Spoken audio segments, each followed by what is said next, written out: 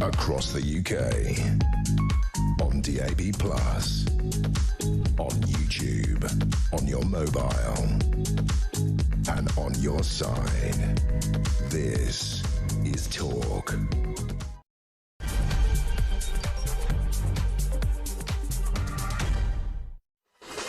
And good morning. Welcome to the home of common sense. We got a lot to get through here this morning. Loads to discuss. We'll talk to Dave Wooding in just a second as well. What is going on this second day of 2026? We will, of course, bring you up to date and the latest on that horrendous fire at a bar in Switzerland during New Year's Eve celebrations. Thought around 40 people have lost their lives, injuring many more. Details to come. Also this morning, the UK and France's one in, one out migrant. You almost want to laugh every time you use the phrase. One in, one out migrant returns deal has been slammed as ineffective, really, with critics citing France's veto concerns and swift recrossings despite initial removal. Some of these people, of course, have left the country, then just kind of walked around the block and got on another boat. I mean, you really can't make this stuff up. Also this morning, the poorest households in Britain have become poorer under Labour, despite Keir Starmer's promise to improve living standards. Spare cash left after bills and essential spending for the least affluent households has shrunk by 2.1% since Labour was elected in July. We'll have more on that story as well. Sticking with politics, Nigel Farage has vowed reform will go double or quits with a £5 million spending blitz ahead of May's local elections. That's only about 20 weeks, in fact, just shy of 20 weeks away. We look forward to that. Keir Starmer is facing fresh calls to ditch his plan for digital ID after a survey showed the majority of the public now oppose it. There's a long-running poll on this that found that support for the policy has plummeted since Keir Starmer announced that mandatory digital ID would be brought in for the right-to-work checks. But, of course, it will do so much more. And 1 in 10 Brits would buy weight loss jabs on social media platforms such as TikTok if they could not get a prescription from their doctor or pharmacist. I mean, who would buy an injection from TikTok? Seriously. I wouldn't buy a pair of socks from TikTok. Lines are open on all of this, 0344 499 1000. And as it's the second day of the year, and we're now fully into... I feel we're halfway through 2026, frankly. It's that sort of feeling this morning. We're asking the question, what are your predictions for this year? What are you seeing Other than, I reckon, a Labour annihilation in May is going to be the big one at the top of the list. You want to get in touch? 0344 499 1000. Leave a voice note there as well. And, of course, you can message on 87222. It's 6:05. Let's do it. Dave Wooding is with us, political columnist at The Sun, political journalist of, and I was crunching the numbers, Dave, 72 years Dave served at Westminster. Is that right? 72. Thank you. Very kind. Starting when he was Happy New Year 30. to you Starting too. when he was 30 and hasn't stopped since.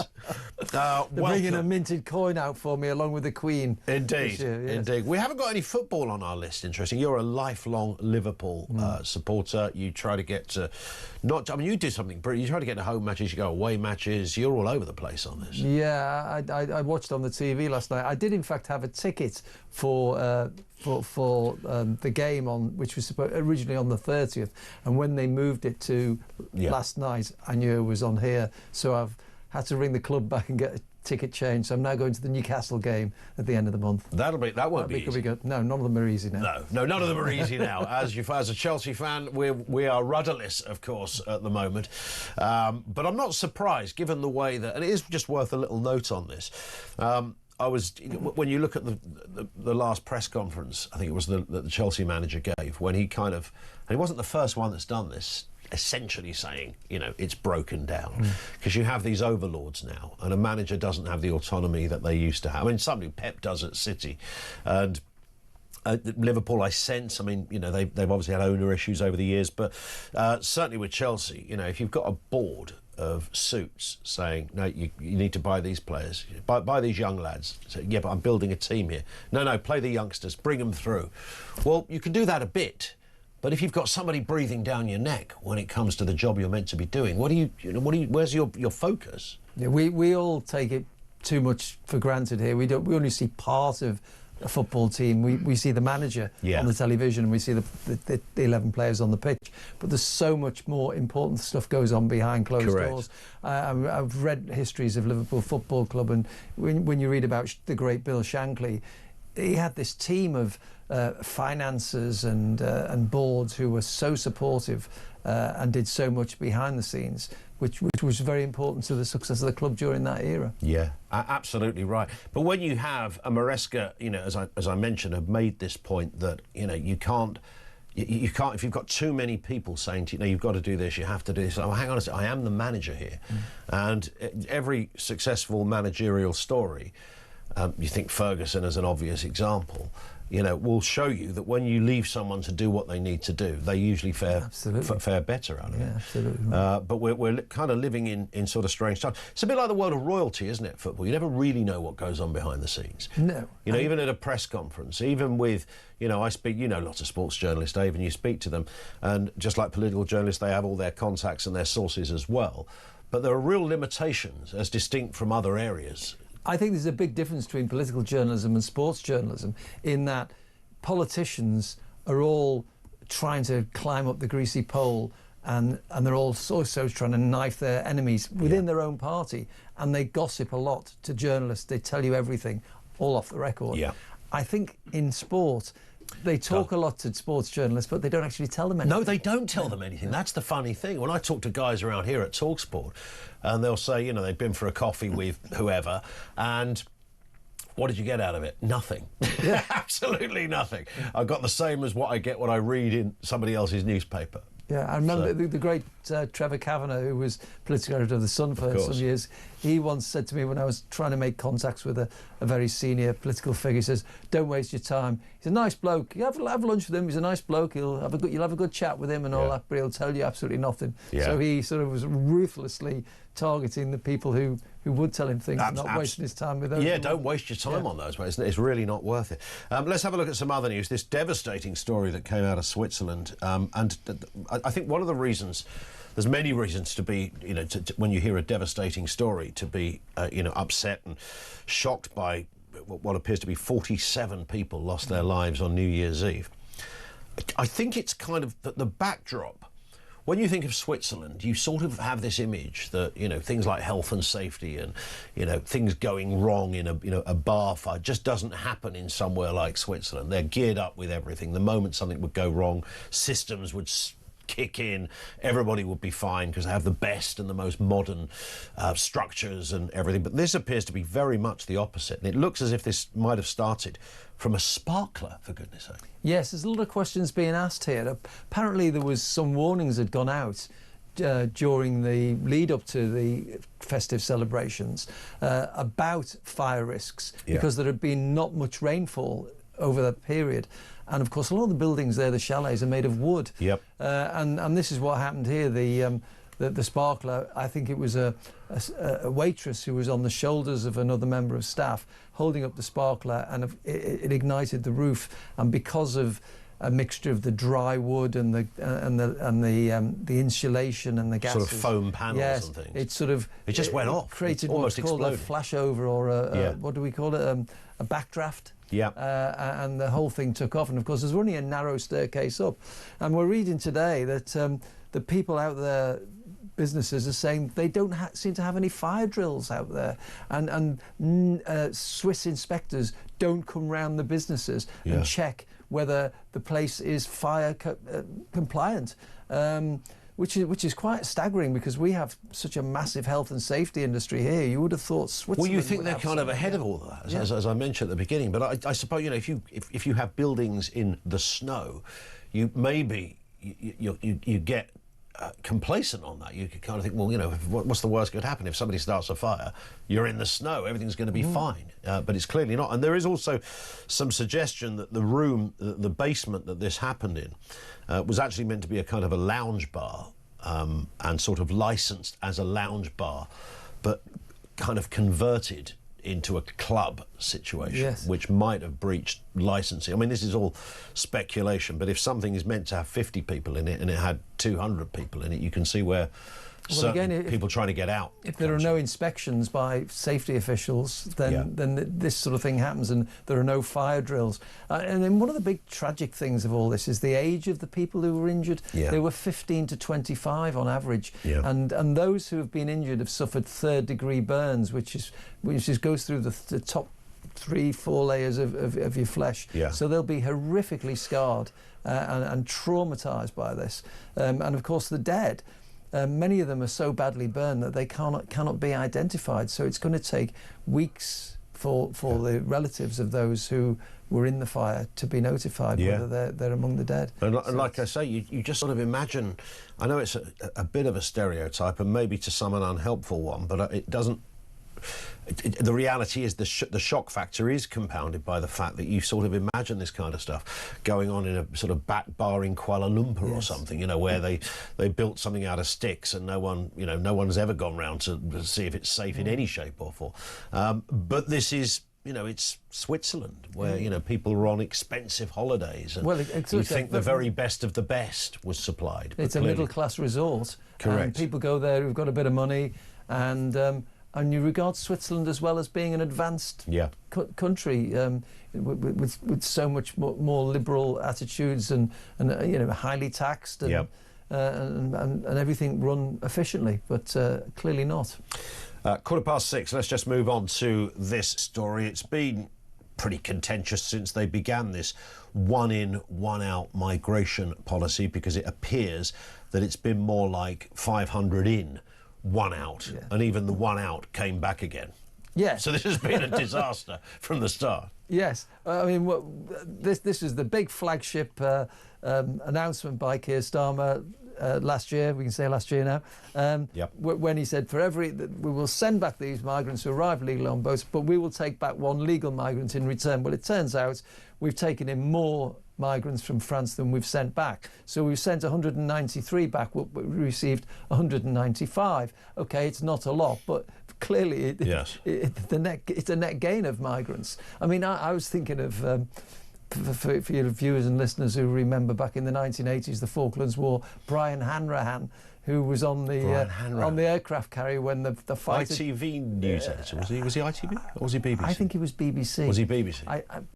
Forgive me if I'm wrong, but the jets were all going in to bomb the targets, and he said famously, "I'm not allowed to say how many fighters took part in the raid, but I counted them all out and I counted them all back." Well, imagine if he was doing this, I counted them all out, 193, and there's 195 come back. That's basically what's happening there, and it really is a blow. And of course, all the government can say is, "Oh, this is a it's a trial, and we'll see. This is going to be stepped up." But at the end of the day, even if it's 1 in, 1 out, well, there's no net difference in what's happening. But the title betrays what actually happens, because it's not every one migrant that comes in goes out.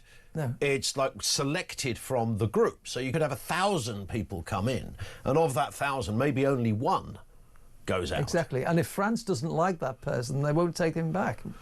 And we pay for the whole process as yes. well. So I can't quite work out how this was ever meant to work on any level. And aside from anything else, Downing Street and politics in the 21st century is all meant to be about very diligent spads and people and advisors who know their stuff. They would have done some kind of walkthrough or run-through of how this is going to sound for the Prime Minister, even just the name of it, 1 in, 1 out. Right, how's that going to sound on the 10 o'clock news? How will that look when it's printed and splashed on front pages?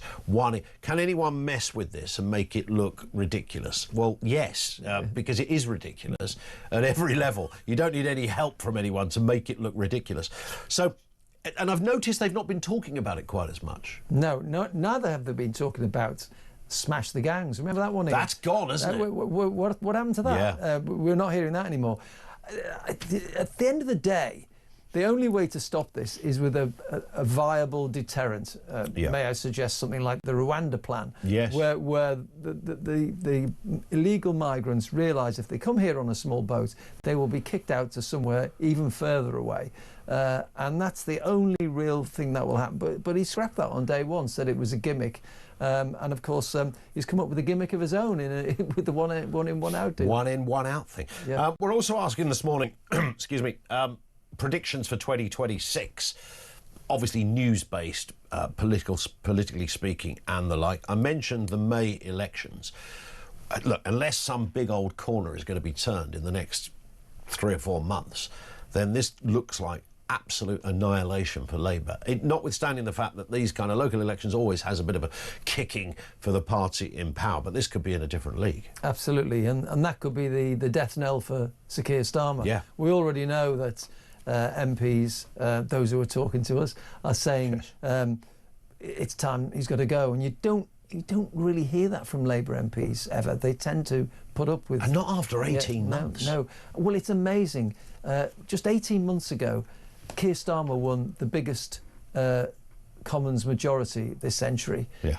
And then within 18 months, he's now the least popular, the most unpopular Prime Minister in history. I mean, how does that happen? I mean, he squandered a golden opportunity. Yeah. He basically won a great landslide victory, but didn't know what to do with it. That's basically what's happened. And I think the problem there was we all thought that, given how long they've been in opposition, sort of for 14 years, and Starmer had been leader of the party for about 4 years or so, that somehow they did have a plan. They were going to hit the ground running with all these different ideas. Wes was going to... I mean, he might have slightly had a bit of an eye on health, but this grand kind of, top secret bullet point list was going to be unleashed on July the 5th, and we were going to go... do you remember in 97 when Blair came in and suddenly the Bank of England became autonomous within about 48 hours, and it was like, wow, these guys mean business. There was none of that. There was nothing at all. They were sort of headless chicken territory. It was astonishing. I lived through the Blair years as a political journalist, and the things that were happening on a daily basis. I remember David Blunkett, for instance, going into the education department, and immediately the reform of schools was staggering. Class sizes were cut. There was a school standards minister. They had league tables brought in. All these things to try and drive up standards. And that's just one department. And it was happening right across government. This Labour government has come in and it's sort of There was nothing really. No, which kind of brings into sharp focus, you know, what is Starmerism, if you like. I know the ism bit only usually happens when you come out of office, where, you know, that they can apply that to you and work out what you stood for. But there was no, you know, we sort of knew what Blair stood for. In a way, we kind of knew a bit what Brown stood for. But Starmer, what is he? If somebody said to you, right, OK, you've got 10 seconds, what is Starmerism? How would you come up with an answer to that? No, and that there is the problem. I think most people voted for him because they thought he would be competent, he would bring managerial competence, a grip on the machinery of government. Yeah. But he has no vision. That's the big problem. Yeah. And now we've seen that he has no grip on the machinery of government, then people have lost confidence in him very quickly. There is a question. What are your predictions for 2026? 0344 499 1000. You can voice note us on that question as well, or message 87222. 20 past 6, this is Talk.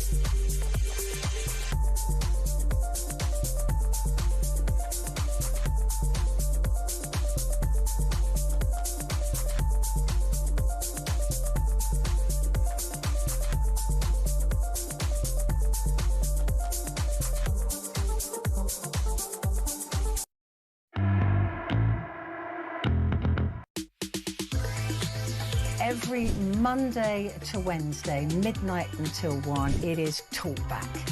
Such a shortage of housing. You've got landlords, right, have taken that on board, and it's an absolute disgrace. Your stories, your opinions, it is your chance to have your say. So they're literally just being rented out as hotels, basically. Yeah, rent a load of hotels. Well, that has really shone a light for me. Across the UK, on DAB+, on YouTube, on your mobile, and on your side. This is Talk. Welcome back. Home of Common Sense, 23 minutes after 6 o'clock. We've got a lot of stuff up and running here. We're talking about the one-in, one-out deal that's come back into sharp focus. Your predictions for 2026 and your assessment of Keir Starmer and the like. Let's get a voice note on that point of Starmerism and the ECHR. This comes from Pete. Good morning. There's a question I need to ask that nobody seems to answer. What happens if this country ignores the ECHR, where the illegal immigrants are concerned? What sort of punishment is handed out? Because France and Germany do it regularly. Nothing's done about them. And even if this country received a fine, it surely must be cheaper in the long run to take the fines rather than carry on having these illegal immigrants flood into the country, which is costing us billions.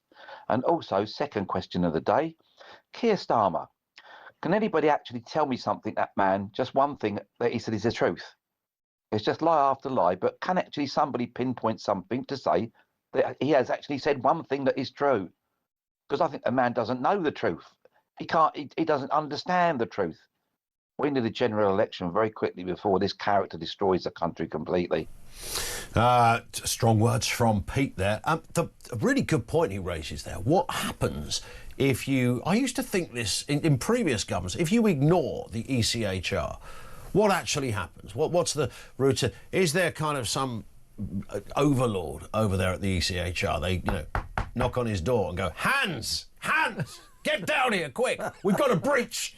And somebody pitches up. He dons a wig and goes, all right, OK, I better do a case on this. Yes, the United Kingdom is fined for... Who do they fine? Who do they hold responsible? Or does it become more of an international condemnation thing? I think that's the biggest thing. They're condemned and it's all over the papers. And the country stop doing business with you. And the country then has to fall in line with the ruling. The other thing is, even if, as Pete says, we did what some other countries do and ignore it, that ain't going to happen here, because Keir Starmer is a human rights lawyer. Yes. And Lord Hermer, as Attorney General, is also a human rights lawyer. In fact, he's more a slave to the Human Rights Convention than Keir Starmer himself is. And that's saying something. Completely wedded to it. Yeah. And we've got about, 12, 13 lawyers in the cabinet? I mean, there's something a huge number of lawyers working. The country's run by lawyers. And cut from a kind of similar cloth in that respect. So they all think rule of law... Well, he said it before, rule of law is important to this country. I think it's not so much rule of law, but as rule by law, because the law is dictating so much of what we do here. The Human Rights Act, that we had the judgment on asylum hotels and that sort of thing. The government's not making many decisions itself. It's letting law dictate to us what we do in many cases. Indeed. And we've used this phrase a lot in the last few days, Dave. It's just not in their DNA. It's not in their political DNA. It doesn't ping their antenna. And they run away with this word, this mantra almost, human rights, without stopping to go, well, hang on a sec. Is the human rights element of these policies or problems, is it relevant to these stories, or is it fit for purpose in this respect? Does it need updating? But as soon as you say to the Hermers or the Starmers, it was quite poetically rhyming as well, isn't it? The Hermer and the Starmer. I mean, you could rap with that. But as soon as you raise those words, they come to life. Human rights. Where's the problem? We'll sort it. Has there been a breach? That's who they are. Yeah, absolutely. They can't get beyond the fact that it might be a load of tripe that's going on, and it's actually stopping us doing something because of an archaic law. And those two words, human rights, Ian, I don't know what they mean to you and to your viewers and listeners, but to me, it's an important thing. Human rights. We value human rights. People who live in dictatorships like China and Iran, human rights is really, really important. And this is giving human rights a bad name. It's almost like the European Court of Human Rights, with all its judgments, wants us to leave the convention, because we like human rights. We think it's important. But the human rights industry has become a money-spinning right to a chance to write blank checks for many lawyers in this country, and it doesn't deliver what human rights really are about. It's funny what Pete said about France or Germany breaching the ECHR. Actually, I think the truth is, I don't think they actually technically do. They take it to the wire a little bit, and they've got slightly different arrangements because of their geography. But yeah, I mean, there certainly is a perception that countries, I mean, huge Europhile-based countries like France and Germany are getting stricter on immigration than we are here. We're not in the EU, so we've got a different set of criteria to run by. We're an island nation, which should, once upon a time you'd have thought, well, that's job done. We won't have any illegal immigration in this country. We're an island. You can see why they'd have a problem in Germany. But it's the other way around now. They're solving it. We're making it worse. I know. And, as you rightly say, people are coming over on boats, and people, a lot of people cannot fathom out why we can't just push the boats back. Again, these are rules of the sea, conventions, all these things we've signed up to, tie our hands behind our back, and it's very difficult to get round all this morass of laws we've got. Sean in Gloucester says, I hope 2026 brings an end to this rancid government. If Keith Starling's position is under threat by his own party and they are looking to replace him, he is such a spiteful, vindictive cretin. He'll call a general election knowing that the Labour Party will be wiped out. We live in hope. It's all we have left. Another point on that, Dave, and again, we've raised it a couple of times this week. It's all very well saying we don't want Starmer. Labour will be there till 2029.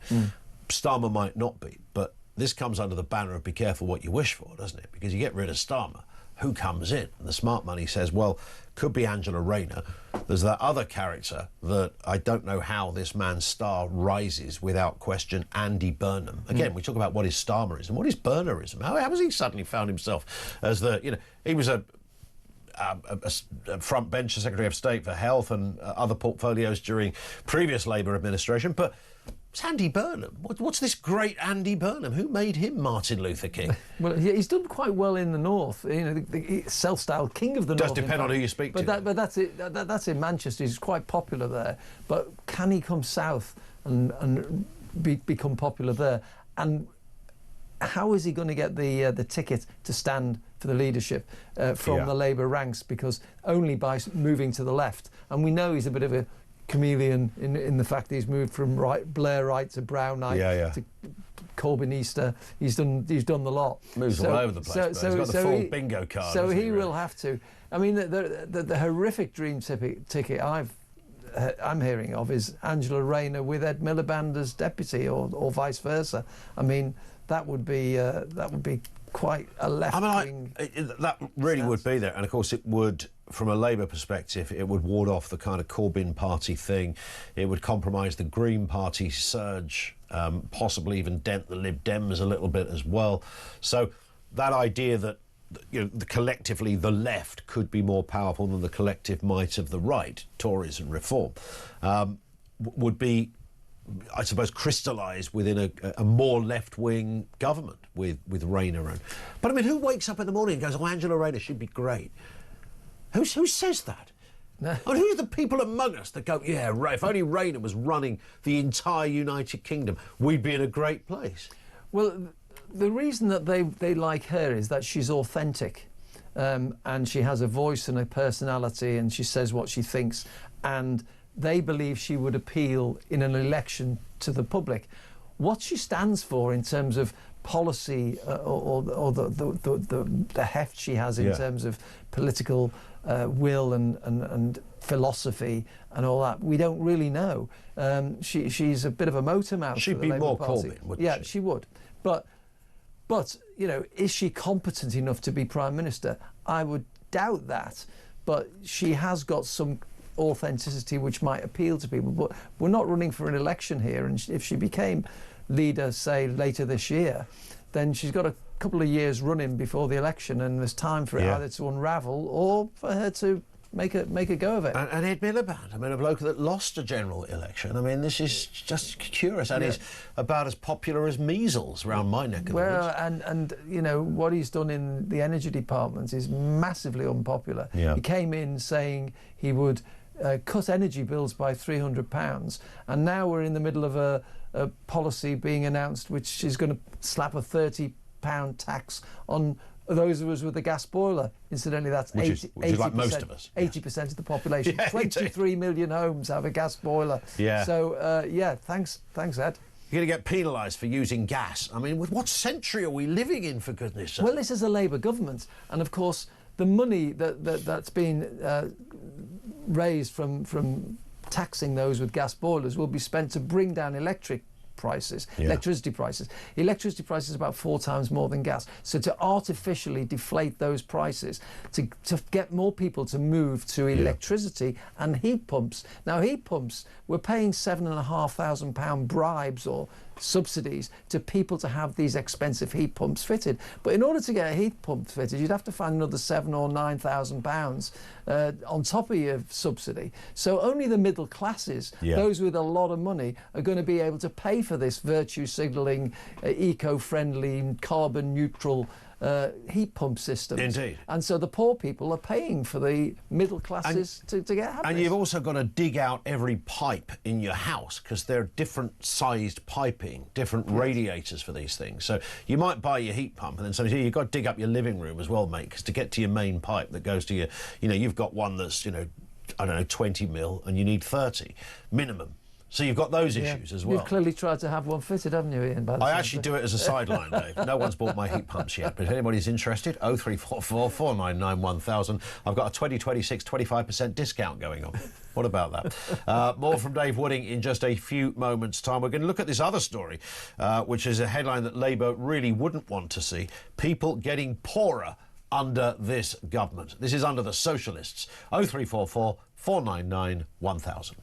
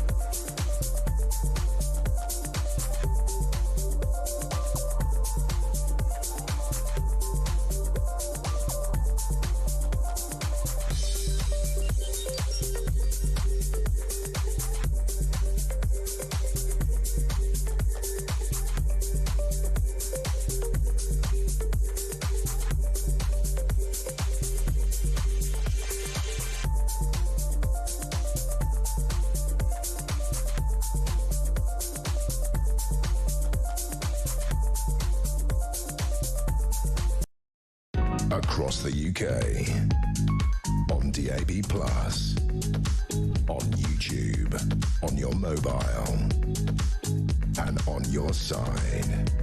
This is Talk. It is Talk. This from Rachel, who says, good morning, Ian. Happy New Year. We are having an election in the Senate in Wales this May. I'm praying reform will wipe the board. The thought of any alternatives fill me with horror.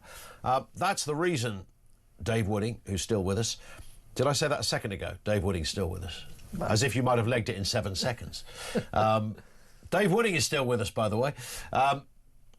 Because this is more than just some council seats, that's why this is really significant. If reform took Wales, I mean, that is huge, isn't it? Not only huge, you know, for students of politics who will go, hang on, they've got 5 MPs and they've just taken over Wales.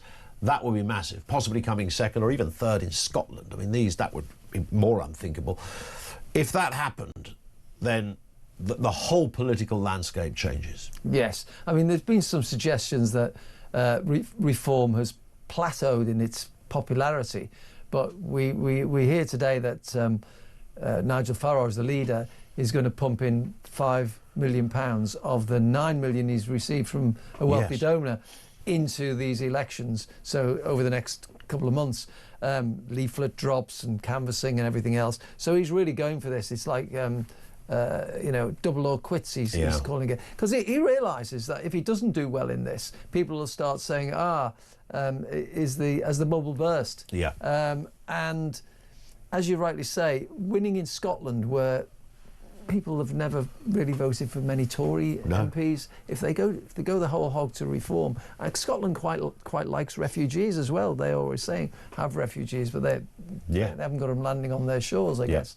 But it's interesting that he's doing well there in the polls, so that's interesting. But if he takes Wales, that, as you rightly say, that will be send shockwaves through the political establishment, and it will rattle Downing Street massively as well. Would that be the end of Starmer? Then there's all the council seats, the mayoralties as well. I mean, they're obviously going to do quite well there, but taking the entirety of a nation's independence in terms of Wales to run things like health and education, I mean, that's so totemic in terms of the landscape and the spectrum of politics in this country, that I can't see how Starmer could survive that.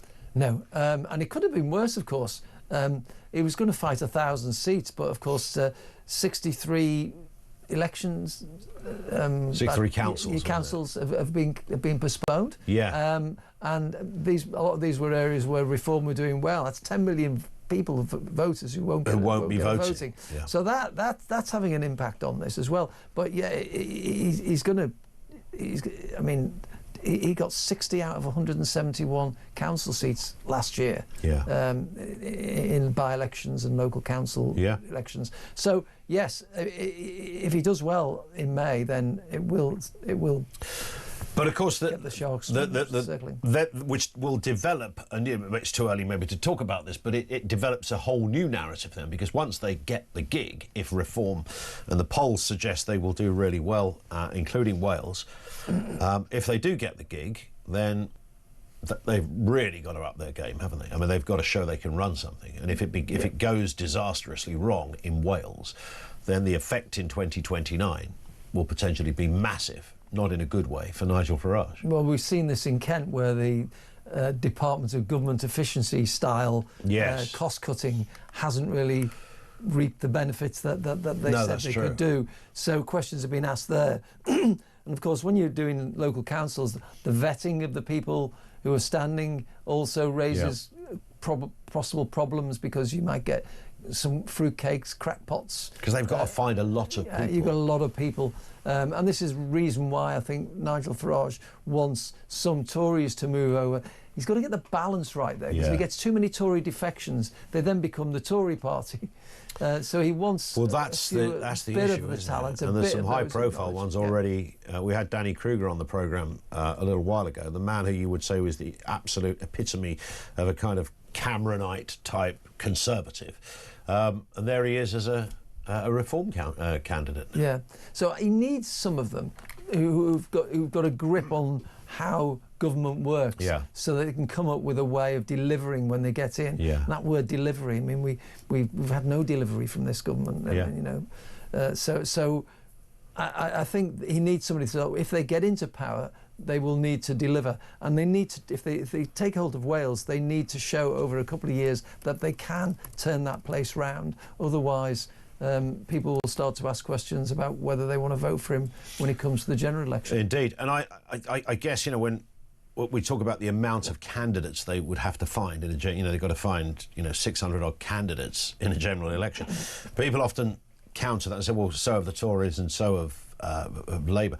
I don't think it's a kind of like-for-like thing, because you often find, and you'll know this better than me, Dave, that if you look back at who, you know, I don't know, for example, if you came second as a Tory at the last election, you might stand again. So there's already people in the ether with Labour and the Tories, people who've stood before, or people who might be already a local councillor. They've got some either experience of doing a local job, or they've got experience of campaigning.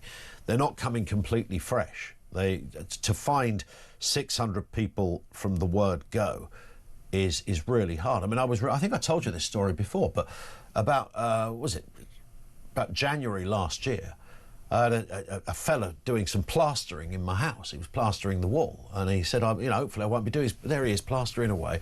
We had a leak at the front, plastering the wall. He goes, I won't be doing this for much longer, mate. And I said, all right, what are you hoping to do? He said, well, I'm the Reform UK candidate for Barking for the July election. And I said, what? And of course, my ears pricked up doing what I do for a living. I went, really? He went, yeah. He says, when I finished here today, I'm going up to Barking to do a little bit of leafleting. He said, I've spent every weekend there. This, of course, is Margaret Hodges' neck of the woods, isn't it? So, or was. And that's great. The guy was brilliant. He actually came, oddly, from the old Labour side of things. He was sort of a Tony Benn type Labour supporter who'd done that full circle thing, and found almost similarities between the kind of Ben wouldn't have voted to stay in the EU. He was that kind of old Labour, but had become a reform character. Now this man really wanted the job. You know, in fact, he was kind of working it out. You know, he was doing the numbers in my living room, going, yeah, if I could get that job, I'll do it for 5 years, and then I'll be. And he was such a lovely guy, and I thought, actually, you could be fantastic at this, but you've got to find 600 of them. And yeah, of course, we don't even know what's in their Twitter feeds going back 10 years, or what skeletons they have in their cupboards, or whether they have the competence to speak in public and not drop clangers or say the wrong thing, which is it's all very difficult. Working in Westminster is quite a job, and you need to have a bit of knowledge of how the political system works. And the problem with a new party is that you do get people who are entering politics for the first time, and mistakes will be made. Yeah. I've just looked this up, by the way, because I was trying to remember. Clive was my plasterer. And Clive actually came second in Barking. I mean, it wasn't bad, was it, for a bloke who plasters walls for a living normally, who decided, I've had enough, I'm going to join a party, I'm going to stand for a party. He beat, the Greens came third. Obviously, it's still a Labour seat and probably always will be, but Tories came fourth. But yeah, Clive got a... Perhaps he'll stand again. He might do. I mean, it was, a huge win for Labour in that seat, as it always is. But, I mean, it kind of proves the point that other people are coming to politics. I just think that the difficulty Reform are going to have is to find 600 Clives. His heart was in it, and he had a philosophy. You could hear him, the way he was talking about what he wanted to do and what he felt about local issues and stuff. But it's going to be tough on them. Yeah. They should send him up north to one of the red wall seats. He can plaster the red wall then in a nice shade of turquoise. Yeah, I won't just win the red wall, I'll plaster the red wall. There you go, there's the slogan, ready to go. Let's talk about this story, because this isn't a headline that the Labour Party would want to be out there. The poor are getting poorer. This is retail economics data, shows that the poorest UK households' discretionary income has fallen by 2.1% since last July, the July before now, isn't it? Wow. When Labour won the election, the Prime Minister plans a New Year push to focus on the cost of living. But when you see headlines such as this, that the poor are getting poorer under Labour, you see the problem. Yes, exactly. And this study will really hit home at Downing Street ahead of this new... Is it going to be called a reset again, Ian? I wonder. Probably yeah, another reset. Time for. There's also figures out today showing that those who are working, earning £40,000-50,000 a year, say, are being dragged into higher rate taxation and are paying a lot more in tax than they were before. And the only people who are really benefiting under this government seem to be those who are either on benefits or pensioners, who are going to be about £350 because of the triple lock a year better off.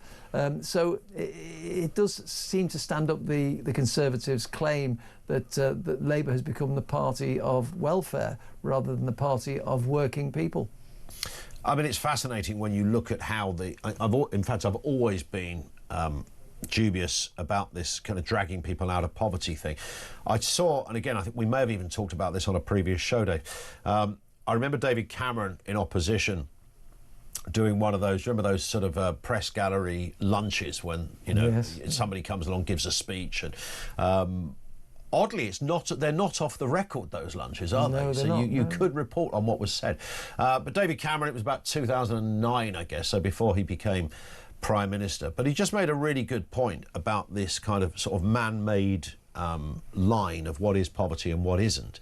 And so, with Labour governments paying somebody an extra £1.20, which technically pushes them over the line. So you can go, we've taken them out of poverty. And of course, you haven't really taken somebody out of poverty. You've just moved them technically across a line. And his point was that, if you are serious about taking people out of poverty, it's a much bigger job. It's about opportunity. It's about having a wider structure in your society in place so people can seriously move out of poverty, not just get tipped from one column in a ledger book to another column. Yeah, and the way to get people out of poverty is to have aspiration and to give people the opportunity to work and improve their lives. But when you're putting £25 billion of extra tax burden on employers, which means they're not taking people on to work, or they're not paying more money for the jobs, that makes it more difficult. And when the economy is flatlining, people can't get into work. And when the benefits system is so good that those who are on who could get work think, well, I'm not going to be that much better off because they're going to be taxed heavily, then it doesn't encourage people to get out, drag themselves out of poverty. Indeed. We'll talk some more to Dave Wooding with us on the programme, Sun columnist, political journalist of note, I think it should be said. Over to you as well, 0344 499 1000. You can drop us a voice note there on the same number. We want your comments on Starmer and Labour, whether it's about migration, whether it's about cost of living. And the wider question we're asking this morning, what are your predictions for 2026? What do you think that looks like, whether it's the May local elections or some other issue around the world of news and the changing face of the country? 0344 499 1000. What are your predictions for 2026? It's 10 to 7. This is Talk.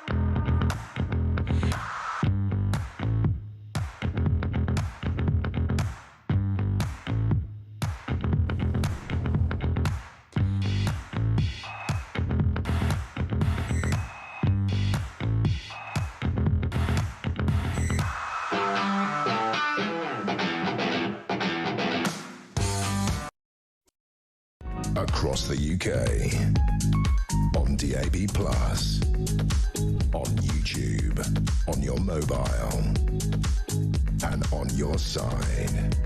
This is Talk. It is Talk. Good morning. Welcome to Morning Glory. It's the last Morning Glory because on Monday, Jeremy Carl's new breakfast show kicks in at 6 a.m.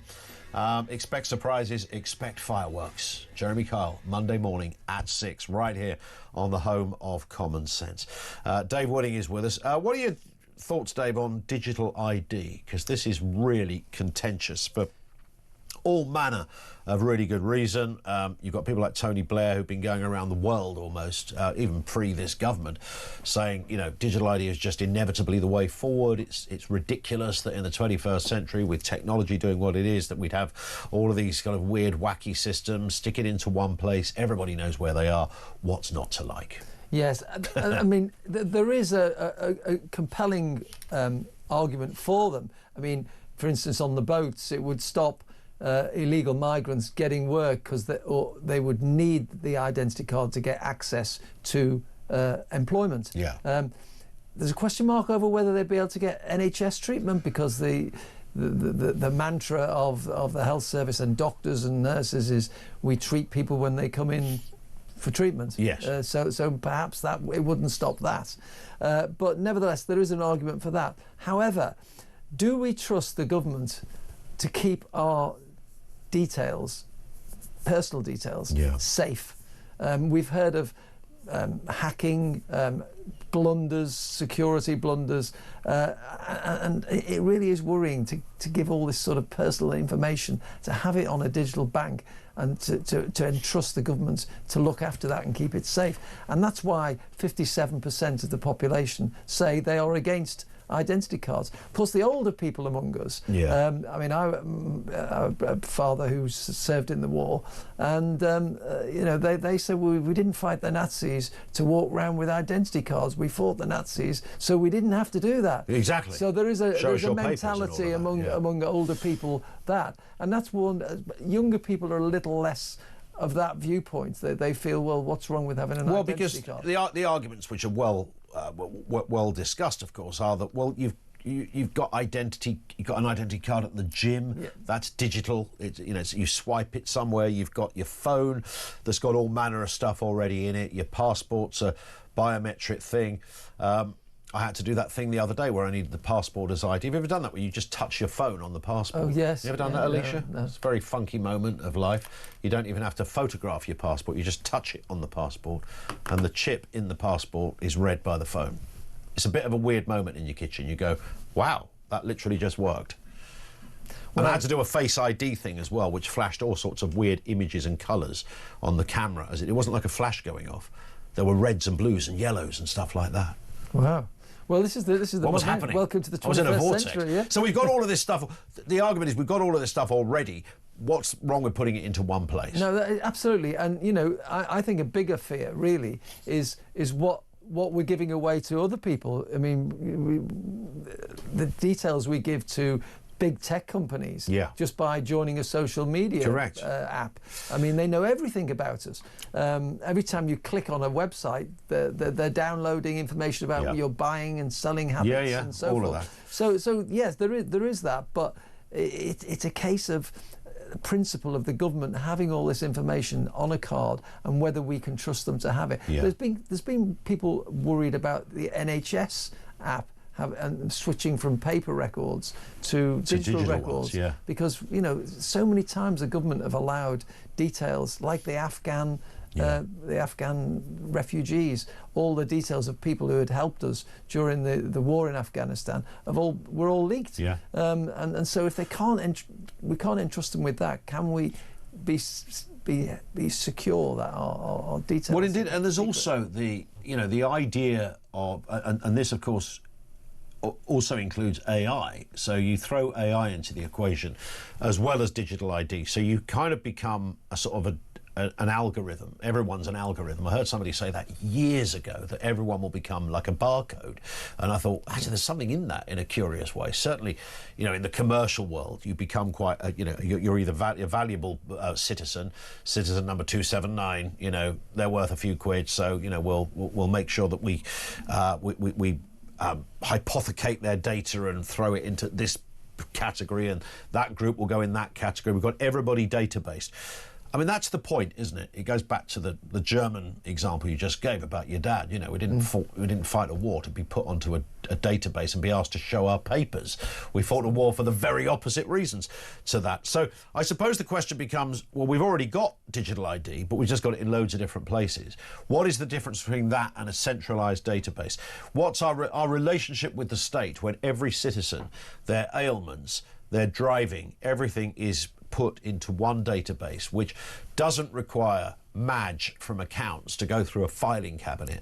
It just requires an IT expert along with AI to know what you're doing, where you're going, what you're spending, your holiday entitlement. If there's green policies that come in, they can be able to tell how much red meat you've bought that week, and they can stop you buying. Sorry, you've had your meat quota, you've had your petrol quota. All of this kind of stuff. Some of it sounds a little bit tinfoil hat, but that's really, it's our relationship with the state, isn't it? One of the stories that came out this morning, as you rightly said, Dave, the digital Starmer's was under pressure to scrap digital ID because most people disagree with it. That doesn't generally stop governments doing stuff. However, according to a report in the Daily Mail, Labour is considering expanding digital ID to include newborn babies, which apparently has been discussed in cabinet meetings. Yes, this is a plan from Estonia, I think. The idea is that, the minute you're born, you get your digital ID. I mean, it's almost, one step away from the brave new world of Aldous Huxley, where, you get a chip inserted perhaps when you're born, and everything's on that. You do get a helicopter as an adult. Travel around. That would be great. A little chopper, so to coin a phrase. So yes, that's one of the problems, is it? Cradle to grave surveillance, they're calling it. Well, I mean, obviously the Big Brother campaigners will be saying that it is Big Brother, the state will have everything on you. I mean, there is an argument that they already have everything on us, but there is a lot of resistance to this. Yeah, there really is. It's a case of we can't trust them to have that information. We'll take calls on this as well. 0344 499 1000. What is the biggest argument against digital ID, other than it sounds a little bit statist and we don't like it? And how would you define the difference between having a one-size-fits-all digital ID and the half a dozen digital IDs you've already got, whether it's your gym membership, your driving licence or your passport, etc.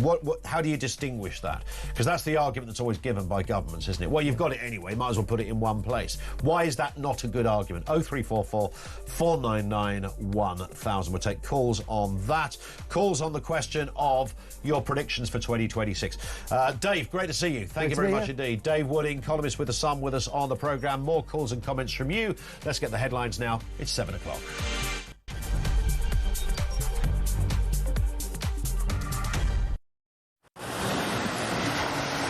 Libya has become a major transit route for refugees and migrants from sub-Saharan Africa, and many of them come through Libya dreaming of getting to the UK, particularly from Sudan, where there has been a civil war waging for the last 2 years. And those asylum seekers or economic migrants who make it from Sudan to the UK have a 99% chance of being given leave to remain. So I spent several hours talking to immigration chiefs here in Benghazi on the east side of Libya. The Libyan National Army has a very good grip on the immigration problem, albeit fighting against a huge crisis with limited resources.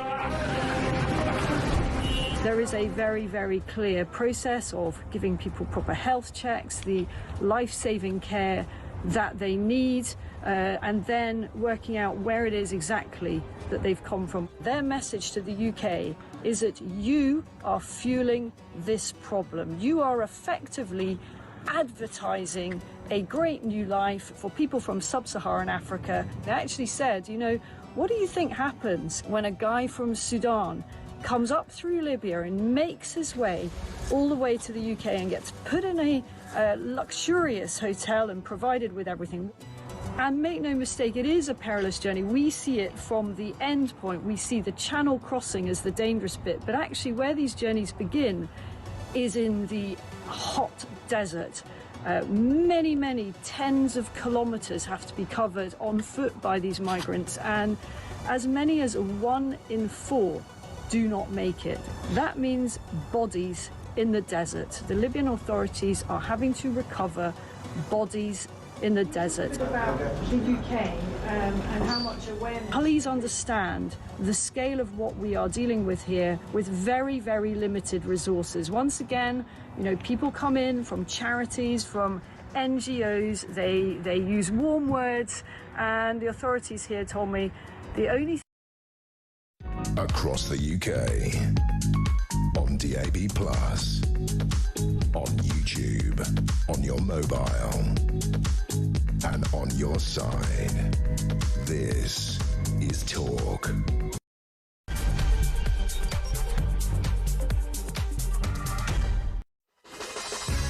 Welcome back. Yeah, good morning, everybody. It is the home of common sense. It's Morning Glory with Ian Collins for the last day. As Jeremy Kyle, of course, pitches up with a brand new breakfast show on Monday. A lot to get through at this end. We're taking your calls on all manner of issues, particularly predictions for 2026. What's the obvious one of the May elections? What's that all going to look like? Your thoughts and comments on that. And, of course, Keir Starmer. Digital ID. What are the greatest arguments against it? The argument that always comes from the Blairite-type camp is, well, you've already got digital ID with your passport and your driving licence and even your gym membership, your debit or your credit card. You've already got it. Just put it in one place. What's wrong with that? Tell me what is wrong with that. 0344 499 1000. Also this morning, the UK and France's one-in, one-out migrant returns deal has been slammed as ineffective. Oh, what a surprise, with critics citing the French as the biggest problem. Well, they are, because they can veto anything, and we're regularly getting people coming back now. So you send them to France. We get somebody come in legitimately, sort of, from France, and then the person that you expelled walks around the block and jumps on a boat again.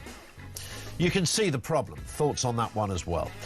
Also this morning, the poorest households in Britain have become poorer under Labour, despite Keir Starmer's promise to improve living standards. What's that all about? Spare cash is almost non-existent in so many households. The amount available has shrunk by 2.1% since Labour was elected. That was not meant to be the direction of travel in Keir Starmer's world. Details to come. Nigel Farage has vowed reform will double or quits with a £5 million spending blitz ahead of those May local elections. They are really going for it. The predictions and the polls suggest that reform will do incredibly well, possibly even taking the entirety of Wales, running that whole administration. If that is the case, where does that leave Keir Starmer? Well, it leaves him with all manner of problems, not least immigration, digital ID and goodness knows what else. But does he keep his job? And 1 in 10 Brits would buy weight loss jabs on social media, on platforms such as TikTok. So presumably, because TikTok obviously is not Amazon, TikTok is, full of videos and influencers, but you would get ads on there, but you'd also get influencers saying, hey, buy my jabs. Would you seriously buy something that you have to inject into your body from some dicey influencer on TikTok. Seriously. Our lines are open on that as well. 0344 499 1000. Also taking voice notes on that same number too, and you can message 87222. 5 minutes after 7 o'clock. Let's get a voice note, actually. This is reference all things Starmer related, and it comes from Paul. Happy New Year, Ian. It's Paul from Sheffield. So 2026, and how's it going to be? Oh my God, I don't know what to say. This year, mate, we want to see end of Starmer. He's got to go. He has got to go. We can all see what he's doing. We can all see that he is purposefully trying to just destroy the UK. He really is. He's doing it on purpose, and he's doing it with a smile on his face. Him and Reeves and Rayner. Angela Rayner reckons that she's going to come back to government. She shouldn't be anywhere near. This is what I mean about they've got to go. They've got to go. These local elections, Starmer is going to realise. I think that's the end of his job. God bless you, Ian, and good luck, mate. Listen, Paul, thank you very much. And that was an abridged version of what Paul had to say. He had a lot to say as well. But I think he rather hits the nail on the head in terms of the pulse of the nation. And I know this keeps getting said. Has anyone ever seen a government quite so inept as this one? There genuinely is real disquiet, not just among the wider country, but even within Labour. Certainly Starmer is walking around with a big sword hanging over his head right now. Those May elections may well be the tipping point where everything begins to change. Let's get a word on those big stories. Benedict Spence is with us, Conservative commentator. Benedict, good morning to you. Morning, Ian. How are you? Oh, very good. Nice to have you with us again. Let's touch on that point, because we know that Nigel Farage, as I mentioned a moment there, is talking about a big spending spurge. He's had a big old donation, I think about 9 million quid, from one person that's thrown clearly a lot of money by anybody's measure into the reform coffers. 5 million quid of that he's likely to spend in a double or quit strategy for those local elections. What are you making of that?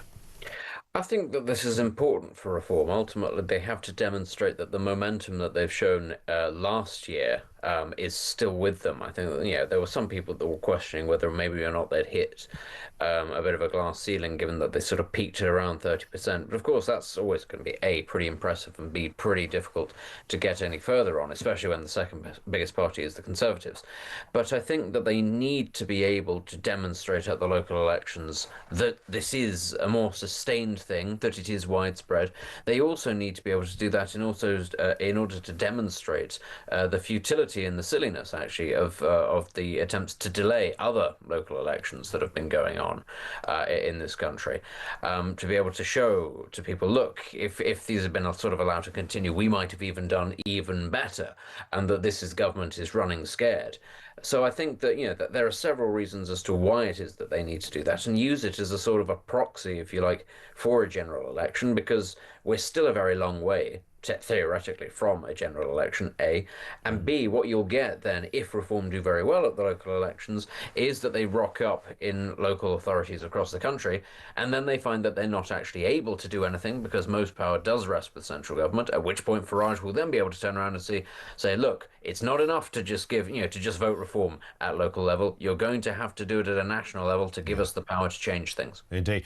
Although, that said, Wales will be the big litmus test. It's more than a litmus test, of course, because they will be running, should they win, an entire administration where there is tangible and very vital and important elements that they will be running, the NHS being one of them. Yeah, of course. It's going to be a bit of a dry run, I suppose, for Westminster, if you like. But again, there are limits on what it is that they can actually achieve. But also, touch upon what's going on in Wales and the state of the NHS in Wales. Yeah. It's going to be one of those where, if they were to be able to wrest control from Labour, which is no mean feat, it's going to take a very long time to improve the situation in Wales, in the Welsh NHS. So again, it'll be one of those where Farage, if he's able to be successful, will turn around later on and go, well, look, I'm going to need a lot more than simply, a local election or a devolved government to enact the sort of change that I want, because he'll probably turn around and say, Wales needs assistance. He needs help from Westminster, from national government, at which point he'll then be able to say, A, give it to me, and B, where was the help all of these years? Yeah. I'm looking forward to the phone call from, or the interview where Keir Starmer says, you know, this morning I phoned Mr Farage and congratulated him on his massive win in Wales. I don't know whether that will actually happen, Benedict, but of course it's all, it's optics, it's totemic, and it's, for Keir Starmer, potentially career-ending, of course, because whilst Labour will remain in power, can the Prime Minister of the day? We're looking at predictions for 2026 at the moment, and there is a very real possibility that Mr Starmer will have to walk the plank this year. There is, although of course we're still sat there wondering who it is that Labour would end up replacing him with. And, you know, the irony, of course, of all of it is that their preferred candidate, or the preferred candidate of many people, Andy Burnham, A, is not an MP, and B, were he to attempt to become an MP, reform, again, Farage would probably throw the kitchen sink at whatever seat it was that he was trying to secure, to stand in. So, you know, whilst you're absolutely right, Starmer is a dead man walking, but it seems that he's going to be able to sort of keep walking and bleeding out for a very long time because there's just no real mechanism for replacing him and no immediate outstanding candidate. Now, this is a problem that the Conservatives had when they got rid of Boris Johnson, and everybody was sort of looking around going, the options are pretty thin on the ground. There's nobody really who captures the imagination. The only one really that you can see is Wes Streeting, and of course the biggest problem with Wes Streeting is he's basically told everybody that he wants to be leader. Starmer will be able to see him coming, and also Labour MPs don't tend to like ambitious people. They're showing that by taxing everybody who's got any ambition in this country. Indeed, yeah, absolutely right. And they will make what, I mean, I don't know, I would suggest it was a fatal error for their long-term chances come the next general election. But if they bring back an Angela Rayner type character, which for some reason makes people on the left have that lovely warm feeling in the pit of their belly that, oh, Ange is back, you know, we're in safe hands. Goodness knows who anointed Angela Rayner as the Oracle of Delphi or some, you know, great voice in the world of geopolitics and impact on domestic policy, etc. But that is the image many people in Labour have. It will make them feel good. They would have their first female leader. It will be a working class girl who tells it like it is. She doesn't take any prisoners, as if that's enough in itself. So it might make Labour feel good. Don't know about the rest of the country. So Angela Rayner is a pastiche of a sort of a working class woman. She's a caricature that's been created by, I think, mainstream media outlets based in Westminster, many of whom are not working class or northern, and they quite like the idea of her, and they think that she sort of represents everything that is, everything that is to recommend itself about that tendency of the Labour movement. And you're right, you know, lots of members of the party themselves, I think, have drunk the Kool-Aid and bought into this. The problem is, actually, the average person is neither a journalist nor a member of the Labour Party. From my personal conversations that I've had with working class people all across the country, Angela Rayner is not particularly liked. There is a perception that Angela Rayner has a lot of time and a lot of interest in Angela Rayner. And this is the thing, I think, about this interpretation of working class communities. A lot of people down in London think that because she's a bit gobby and a bit bold, that's what working class people like. Correct. I don't think that's what working class people like at all. They like, they like dignity, they like hard work, they like a little bit of honesty, and they like a little bit of humility. And frankly, given that Angela Rayner had to leave government due to a lack of honesty, and given that she's so high profile because of a lack of humility, I'm just not convinced that she is the great white hope of the Labour movement. No, I would agree completely, but you know, who knows? Because anything can happen over there at Labour HQ at the moment. We'll keep our eyes over the course of 2026. We're asking predictions for this year in terms of politics and news-based stories. We'll take some more calls and comments on that. 0344 499 1000. Another headline that Labour certainly wouldn't want to see, bearing in mind that Keir Starmer and the likes of Rayner and Reeves have talked a lot about looking after working people. We're the party of the working classes, we are true to our core, etc. And yet we're hearing today that poorest UK households are getting poorer, which is not really a headline that is much in keeping with the spirit of a Labour government. No, it's not. And of course, this is part of the problem, which is that a lot of people on the left just seem to view sort of wealth as a bit of a zero-sum game. They believe that a finite amount of wealth exists and that you have to sort of share it round equally. Otherwise, everybody is suffering as at the hands of the super rich. They don't realize that wealth is something that you can in fact create, and that it's rather nice to try and create it so that you can actually have a bigger pie to share in the first place. We've known actually, I think, that living standards are falling in this country for some time. That's when we say cost of living crisis. That's sort of government code, government speak, comms speak for saying people are going to feel the pinch and they're going to get poorer. When you juxtapose that with the failure of services to work, then that means that sort of basic amenities that lots of people require aren't there. That also contributes to their poverty. So if you've got this sort of twin approach of wages being suppressed, energy prices going up, lots of other prices going up, and services going down, of course people are poorer off under Labour. Now, this is a direction of travel that did start under the Tories, but Labour came in promising a different approach to politics, and all they seem to have done is doubled down on the increase of relative poverty of people in this country. The way you solve it is by giving them more money in their pockets. That means less tax, that means higher growth, and it's the last thing that the government seems to be wanting to do. 100%. We're going to talk more on that throughout the course of the programme, and we're taking your calls and comments. Also, this story, just a final one, Benedict. I mean, we keep reading nonsense like this, but here's just the latest instalment of human rights carry-on type of cases that keep crossing our desk. It's the story of Fouad Awale, who's a convicted double murderer who took a prison officer hostage. He demanded the release of Abu Qatada, just to give you a flavour of what he's about. But he decided he was going to take the prison authorities to court because of the way he was held in prison.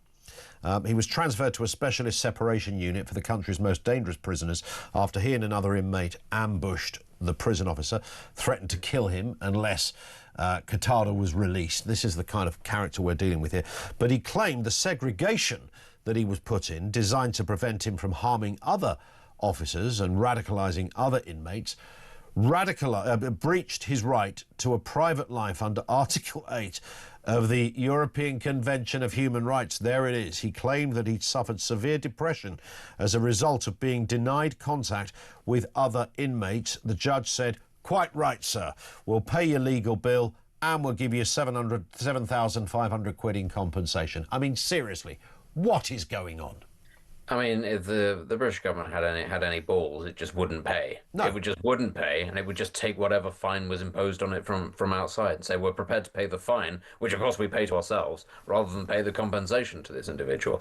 The thing is, we've been told for decades now, not just here but in Europe as well, that the far right is on the march and that we will have to be on our guard in case we get a far right government. Yeah. And yet, at every turn, it is made more likely that we will end up with something approximating a far right government by decisions made by that sort of political and media that lead to things like this happening. Nobody believes in their right mind that somebody who has attacked a prison officer, has been segregated for the safety of prisoners and other members of the prison staff, should be getting compensated. They are a dangerous individual, and yet a force from outside of the democratic process is able to weigh in and say this person deserves it. As I say, sooner or later, people are going to vote for a government that says we're just going to junk this sort of thing, and they'd be right to. And currently our government is run by a man that used to kind of defend these kind of characters, which just makes it a little bit of icing on the cake of this story. Benedict, thank you. As always, great to have you on with us. Benedict Spence, political commentator with us on the programme. Thank you to him. Over to you. I mean, that's just the most extraordinary story. This was an absolute wrong, and a double murderer took a prison officer hostage. They said, mate, you're a wrong and we're going to put you in segregation, and that apparently breached his human rights. And the judge said, yes, quite rightly so. He's getting all depressed in his segregation unit. I mean, you know, in most regimes, this man would have a bullet put through, you know what I'm saying, and he'd be executed for those kind of crimes. But not here. No. We actually give him, they've paid, David Lammy has agreed to pay this character 7,500 quid in compensation and foot the £234,000 legal bill. I say David Lammy has agreed to pay it. It's your money. This is where our cash goes, kids. To people like this, a convicted double murderer, the lower than a snake's belly of a human being, is just trousering 7,500 quid and his legal bills paid because he didn't like the cell he was put in.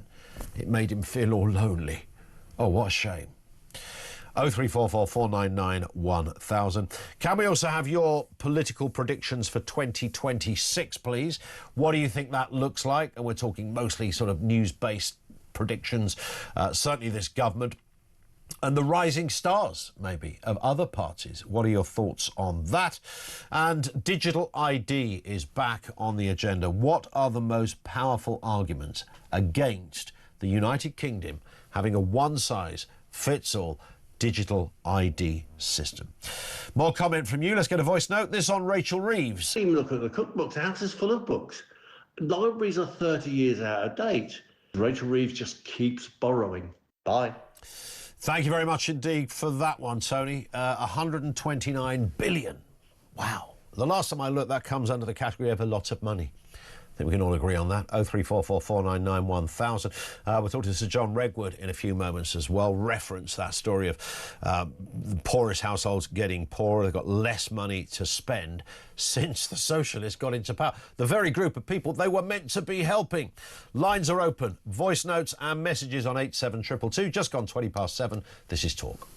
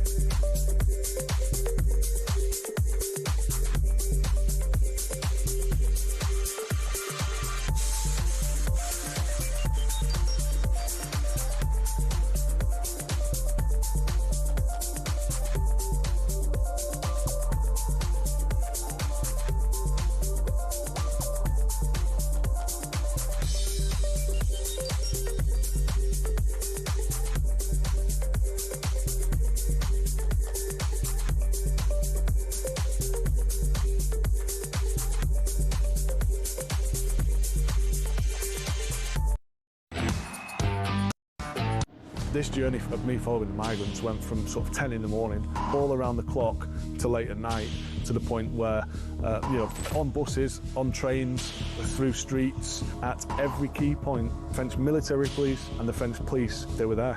They were on the bus, taking down notes, taking pictures, but not doing anything to deter the migrants or stop them, just being there.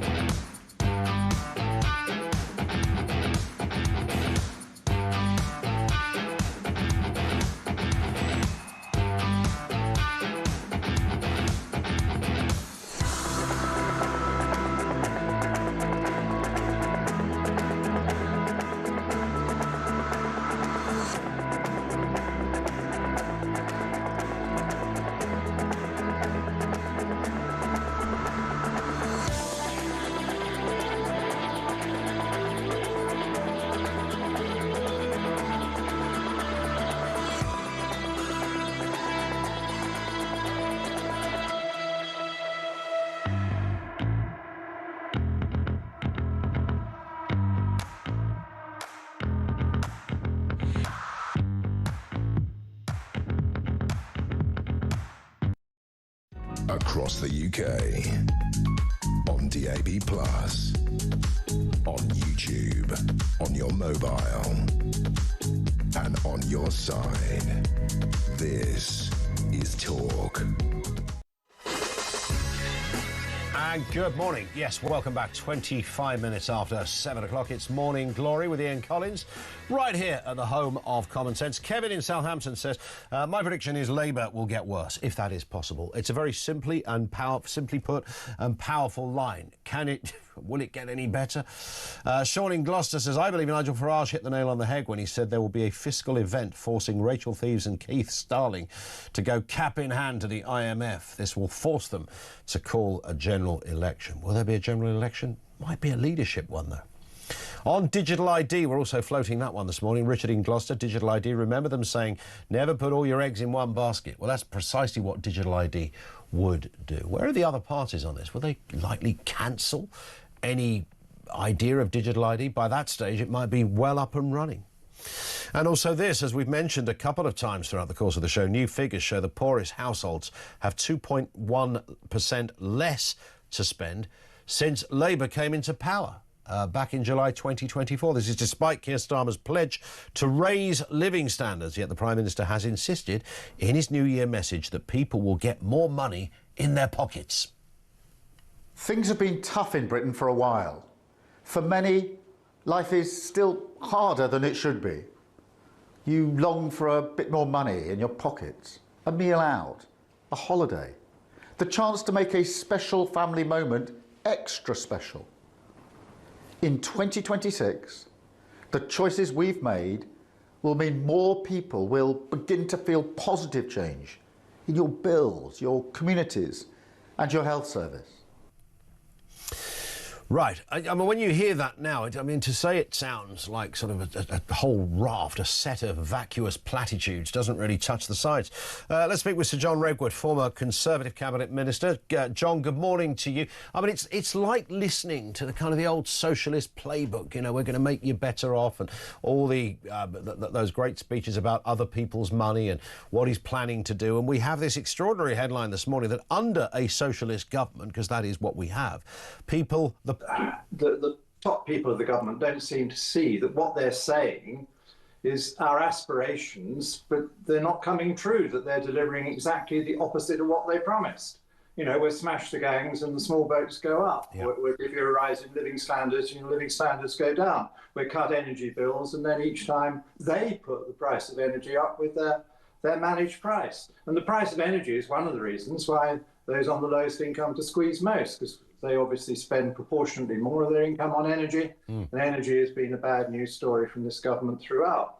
The government says, oh, well, we're putting the minimum wage up. But then putting the minimum wage up and the national insurance jobs tax means that far fewer people get jobs. So instead of making people better off, they're worse off, because the way to get better off is to actually get a job. And the large number of tax rises have also crucified people on higher incomes. And I have some doubt about how accurate these latest figures are, because it says that the better off have been getting better off. Well, I don't think a lot of the better off feel that. No. Some better off have felt so much worse off they just left the country altogether. Indeed. And others have had falling deposit interest because the interest rates have come down. They've had their incomes dragged into higher tax brackets all the time, paying more tax. They're getting clobbered on their council tax. So I think most people feel worse off. You mentioned energy there, and of course, prior to the general election, they were running around the country telling anyone who cared to listen they were going to give us all, was it £300 or £350 or something? 300. Like that. Yes, so we're all going to, hey, it was a big payday in the energy department. And then about half an hour before we went to the polling booths, it was sort of quietly dropped. They stopped saying it when they realised, actually, this is a lie. And since then, not only is it's not neutralised, it's actually got worse. It's more expensive, and now we've got curious taxes coming in on anybody who dares to have the audacity to use gas, a 30 quid tax on using gas. I mean, do they know what they're doing in any respect? This is an absolute mess, John. Well, this is all the extreme net zero policies of Mr. Miliband, which is destroying investment and undermining a lot of our businesses. I mean, they first of all ban our own oil and gas, so then good jobs are destroyed or not created. And the industry is overtaxed, so it goes elsewhere.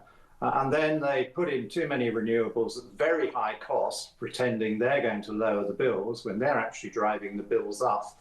So now they say, oh, well, what we're going to do is at some point this year, they're going to take £150 off the bill and stick it on your tax bill. Well, that doesn't make you better off, and it doesn't mean that energy is cheaper. In terms of 2026, we've been looking, John Redwood, at sort of predictions for this year. We know those May elections are looming. They will come around quicker than, well, certainly quicker than the government would like. It's around about 20 weeks away. These are incredibly significant because we're not talking about 1 or 2 council seats, the entirety of Wales and Scotland, some really poignant mayoral seats there as well. This could be an absolute wipeout for Labour. Will it be a wipeout sufficient enough to get the Prime Minister to walk the plank? Well, I think there will be increased pressure after the May election results to replace the Prime Minister. I think Labour finds it more difficult to replace Prime Ministers than the Conservatives did. And some Labour MPs will look across at the Conservative example and think, well, it didn't work very well for them replacing Prime Ministers all the time. I think the problem the country will have is that we're desperate to have a change of Prime Minister, but we don't like the choices on offer. And we could end up with a worse Prime Minister if Labour MPs get round to doing it. I don't believe Labour MPs are stupid enough to hold a general election in the way some people are forecasting. I know they've signed up to a lot of very stupid things so far, but self-preservation in MPs normally means they don't support or vote for an early election when their party will be obliterated. Can the Conservatives turn things around, John? I mean, it's obviously been a bit of a wobbly time. We know what happened in 2024, and I think most Tories, yourself included, you know, have explained and understood and even put your hands up on occasion and say, yeah, we got a lot of things terribly wrong here. There is a sense that Kemi Badenoch is turning a corner and her star is rising. There's a lot of work to do, though, isn't there? If you to make serious indentations into areas where reform seem to be really making their mark. The Tories are really only on first base. Well, that's right, the sort of work to do, as the leader says. Well, I was someone who didn't fight the last election because I didn't agree with enough of what the then Conservative Party was doing. I do now fully support Kemi Badenoch. I think she's making a really big impact. And it's the only party now with a sensible economic policy which says that you have to start with reducing unnecessary and wasteful spending, and they've identified 47 billion, so that then you borrow less, so you can get interest rates down a bit more, and above all, you have some tax cuts, because we desperately need some tax cuts to get some growth. I think that's a unique proposition. I'm surprised Reform hasn't copied it. And I think that will be a great strength going ahead, but it's going to take time to persuade people that this is a new Conservative team and they've got better ideas. Sir John Redwood, thank you. Former Cabinet Minister, former Conservative MP John Redwood with us on the programme. Thank you to him. Over to you, 0344 499 1000. So much to get through. We'll get some voice notes in a second as well. Maggie in Cheshire says, Ian, I'm hoping for a general strike to get rid of this dangerous government. I wouldn't be surprised if we had riots this year, as people have had enough of this Prime Minister who behaves like an enemy of the state. And I think the greatest example, well, there's many examples to why Starmer is breathtakingly out of his depth, is the story of the Egyptian extremist and the Twitter post that Keir Starmer put up saying, we welcome this man back to the country. You know, we worked tirelessly to get him back. It was my government's top priority to get him back. And then after he posted this on his Twitter feed or his X feed, it became very apparent that this man was a wrong 'un, and he tweeted all sorts of things. He hated Jews, wanted them dead, didn't like Zionists, didn't like white people, wanted them dead, didn't like the police, didn't like the British. He described us as monkeys and dogs. I mean, the miserable list of what this man had to say about a whole raft of things in life was more than extensive. I mean, it was just never ending. Each day we were uncovering more and more horrendous things that this Chancellor had to say. He was given British citizenship in 2021, which was more of a technicality. He's not British, doesn't really know much about this country, hates this country, etc. But, and this is the crucial point, Keir Starmer, to this day, and I think I'm right in saying the last time I looked, that tweet is still up there. The one of him saying, fantastic news that this man's coming back. Coming back, he was never really here, for goodness sake. The tweet is still there, which gives you a kind of example of where Mr. Starmer... I mean, if you were the Prime Minister and all of that kind of stuff had come out, you'd go, get the tweet down quickly, because it makes it look like I'm endorsing this guy. He is endorsing this guy, by the way. He talked about his tweets being abhorrent They're abhorrent. It's all abhorrent. What do you think of the tweets, Prime Minister? Abhorrent. Is that it, mate? Get bloody angry about it. Lose the plot over this. This man's been invited back into this country and your government made it a top priority. And you've still got the tweet up, which shows you how much he doesn't care about what people really think. 0344 499 1000. Predictions for next year, for this year now, digital ID, a whole load of stuff on the menu here. Lines are open. This is Talk.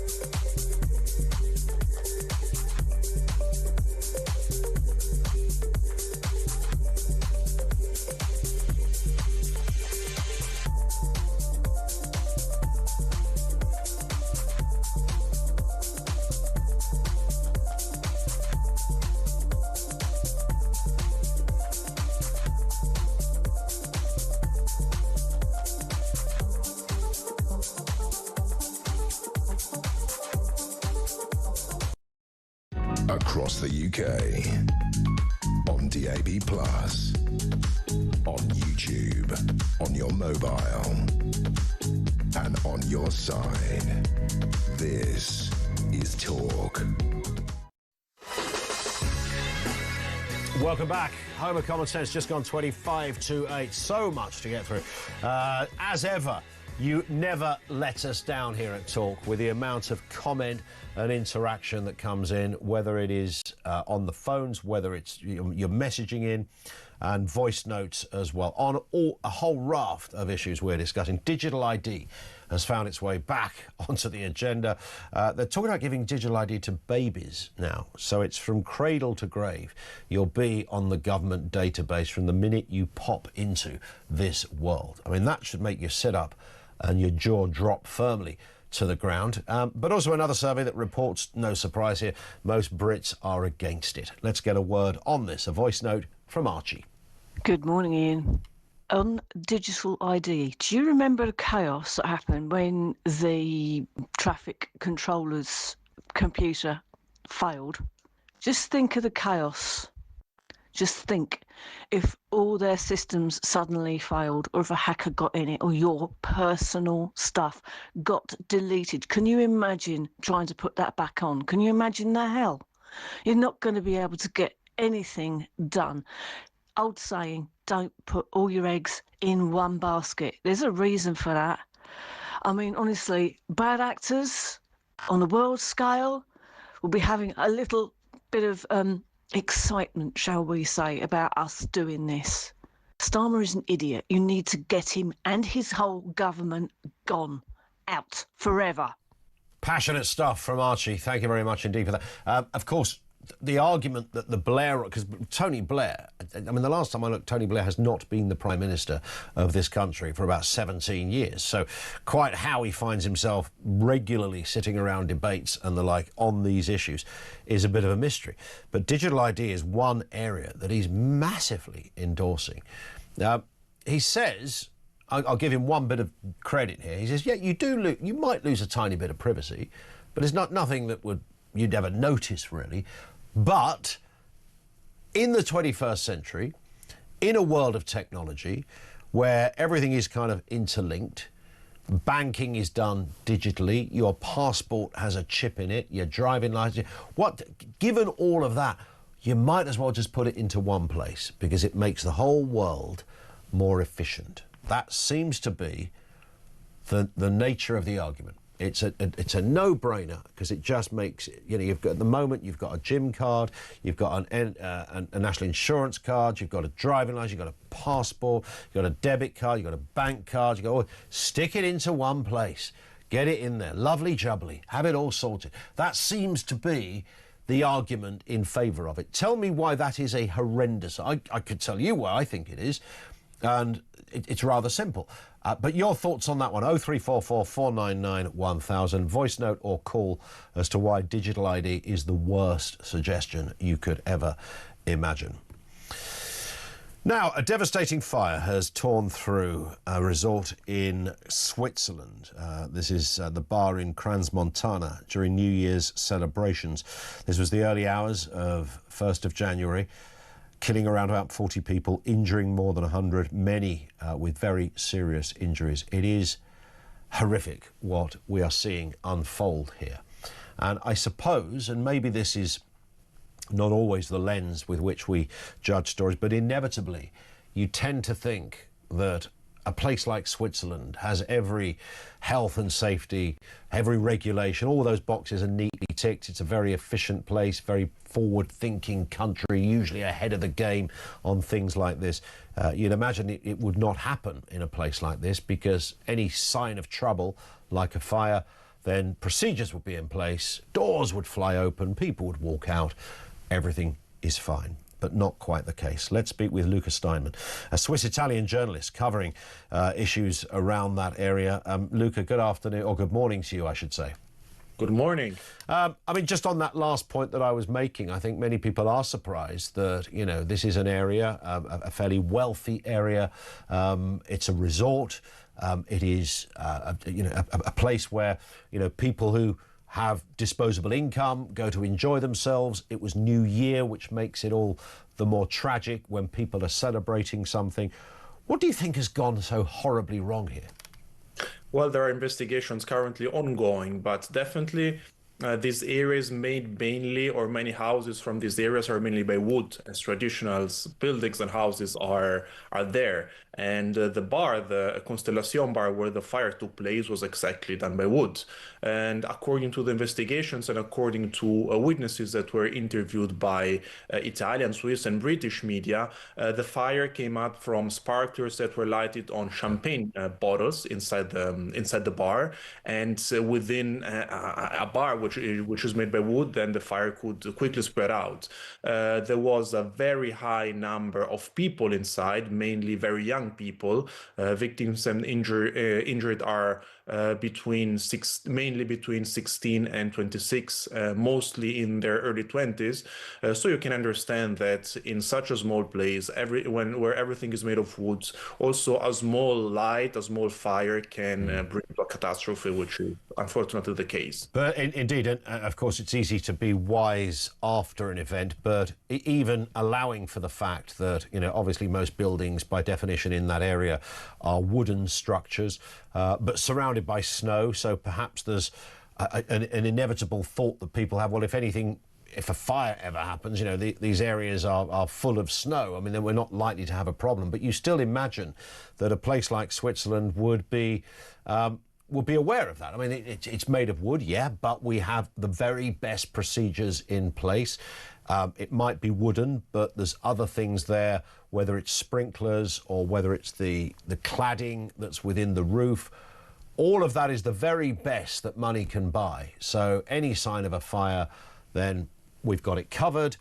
And even if there is a fire that gets out of control, we have so many fire doors and so many procedures and exit routes that no real damage can happen. But that clearly wasn't the case. And there is some suggestion that inspectors very rarely go to some of these businesses and bars.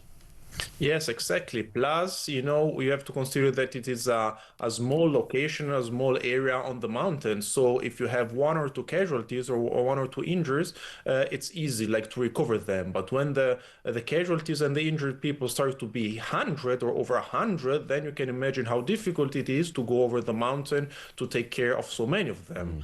And indeed, during these hours, there is this terrible ongoing research by families that are trying to locate their loved ones, whether in hospitals or among dead people. We have to remember that due to the high number of casualties and of injured, many of them were redistributed, relocated to different hospitals throughout the country, but also in neighboring countries. This place, Crans-Montana, is not far away from the border with Italy and Switzerland, and many people were Swiss and Swiss, but also Italian and French in the fire. So I think there was a big logistic problem due to the unexpected fire, the unexpected high number of injured and dead, and so the situation got off control. I appreciate that it's very early to make firm conclusions as to what went wrong, but I know there is a suggestion out there, Luca, and maybe you can shine some light on this for us, that the basement where this party was taking place was never meant to be used as a nightclub. This was a sort of a lounge bar that might have accommodated a certain amount of people, but the use was changed to make the event accommodate many more people than this area was intended for. Are you hearing anything about that?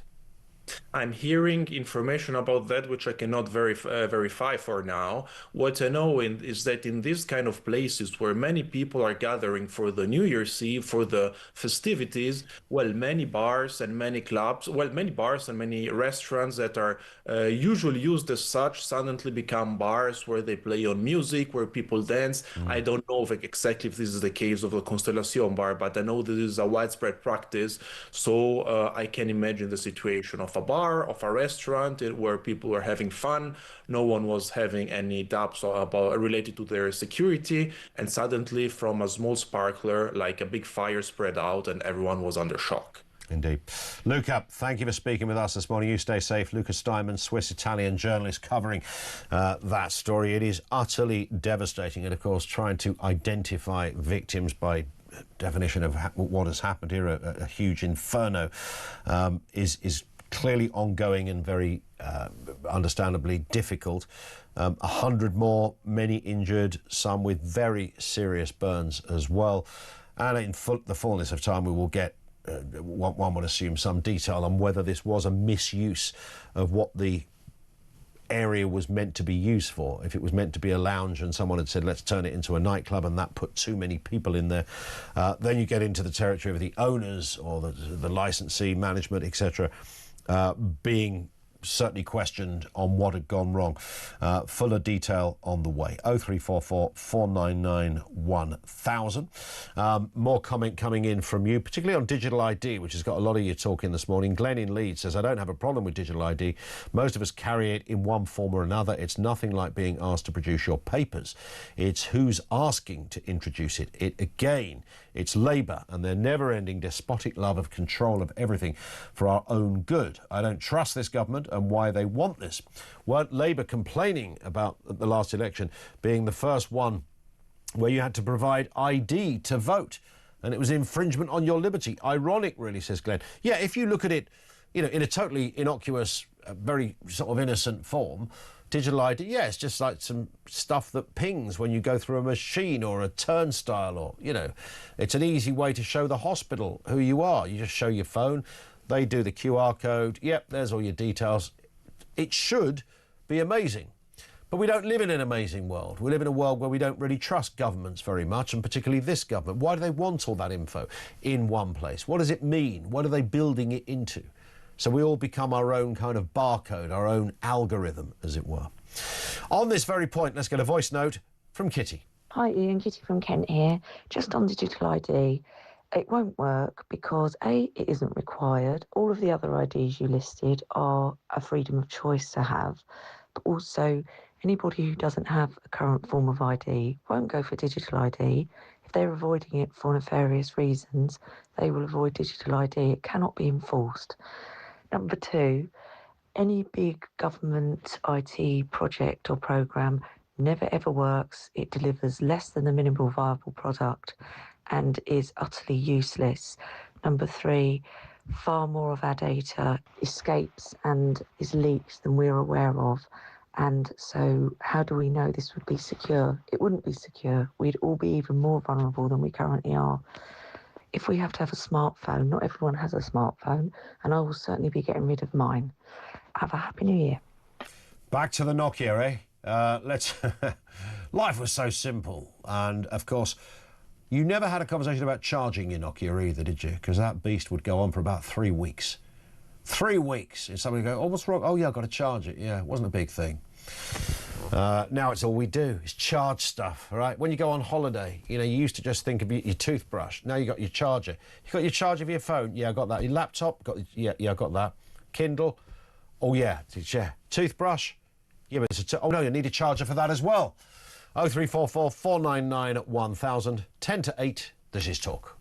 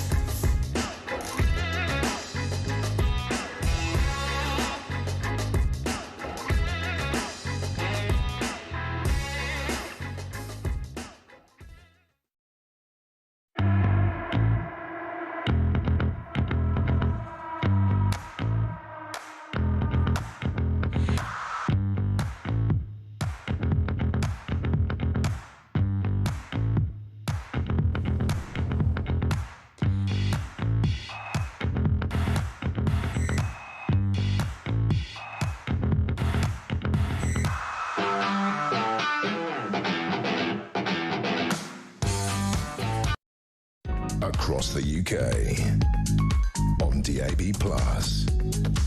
on YouTube, on your mobile, and on your side. This is Talk. It's a little after 10 to 8.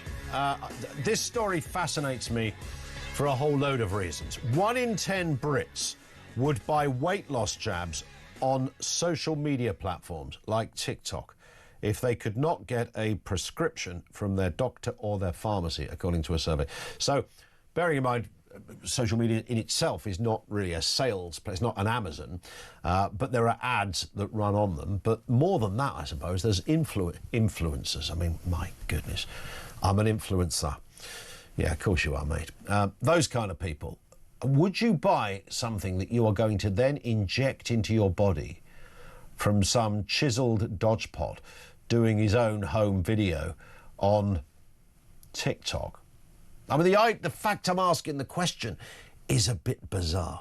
Let's speak with Dr. Layla Hanbeck, CEO of Independent Pharmacies Association. Layla, good afternoon to you. Good morning, rather. Nice to have you with us. I mean, it does seem, as I just described it, utterly bizarre that anyone would want to go in this direction. I mean, it's a controversial decision, as is any health issue and medicine. Regardless, you know, even in the safest spaces, you have to think about these things fully and with the best advice. So the idea that you would nip over to TikTok for your medication is a bit disturbing. Good morning. Good morning, Ian. Yes, it is definitely very disturbing and concerning because these medicines can do a lot of harm because we don't know what's in them. We know that many criminal gangs are taking advantage of the fact that weight loss medicines are very popular and there's high demand for them. So they're taking advantage of that. And unfortunately, it seems that many people are keen to just get hold of them. I have seen myself several examples of people who have brought in fake medicines into pharmacies, basically, that they've obtained online without the packaging even saying exactly what's in it, which is very concerning. It is very concerning, and you kind of, I don't know, maybe it's a fool's journey to try and analyse what goes on either in the minds of the people that make this stuff and the minds of the people that buy it. I mean, if you're selling, I don't know, a kid's toy that is not the real, a counterfeit kid's toy, for example, okay, it's very disappointing for little Timmy when he receives his plastic tractor with only has one wheel. That's one thing. But if you are manufacturing something that people are going to inject into their body that could actually kill them, then, if they found out who you were, you'd find yourself in prison for doing this. So that in itself is bizarre. But the idea that people among us would go that route, how desperate do people have to be to go for something that has no authentication, no qualification or story behind it, just some man or woman on TikTok dancing on a table, showing off their amazing body, saying, buy some of these? Yes, so in pharmacies, we have a very thorough procedure in terms of identifying who is in need for these medicines. So we go through the procedures in order to make sure that we give it to people who for whom it's suitable. Yeah. However, those who cannot get it through pharmacies because they may not be suitable for it should really not go online and try and get this through illegitimate routes, because these medicines can be incredibly harmful. Yeah. They can cause organ damage, long-term damage to the body. And sometimes these damages can come later. You may not feel them, you may not have them immediately, but they can really go on for a long time. So it's essential that people speak with their healthcare professionals, because these are medicines that are very, they're active medicines, and they can really harm. Indeed. And of course, even when it comes to something like this, these sort of weight loss jabs, I mean, they of course are out there now, but they don't suit everybody, and they wouldn't be right for everybody, even if you went for the real thing. So, I mean, there's, this is a big decision that people have to make with these. I suppose the sad reality, though, Layla, just a final point on this, is that there's no real way of legislating for this. I mean, it's social media is the Wild West. If somebody is there, the aforementioned chiseled torso dancing on his table saying, buy these, then, you can't, unless you track him down, you can't really stop it. But that's it. And our regulators like Medicines Health Regulatory Agency and General Pharmaceutical Council, we feel that they need to step up to make sure that these sites are regulated and where these medicines are come from. Because as I said, the demand for these medicines are very high, and it's absolutely essential that people go through the legitimate routes like their community pharmacies to ensure it's suitable for them. Indeed. On that point, Layla, thank you very much indeed. Layla Hambeck, CEO of Independent Pharmacists Association, thank you to you. I do kind of struggle with that. There was somebody my other half knew that went for went to one of those Botox parties where you sort of pitch up, and someone who has literally zero experience in any aspect of medicine is injecting people's faces with some kind of compound that's meant to straighten out their wrinkles.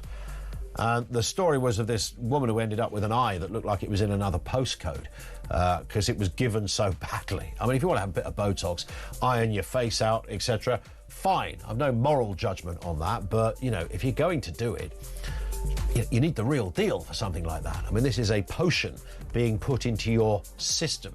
You don't need to be a medic to know that's all kinds of iffy. 0344 499 1000. Lines are open. Let's get the news headlines now. It's 8 o'clock here on Talk.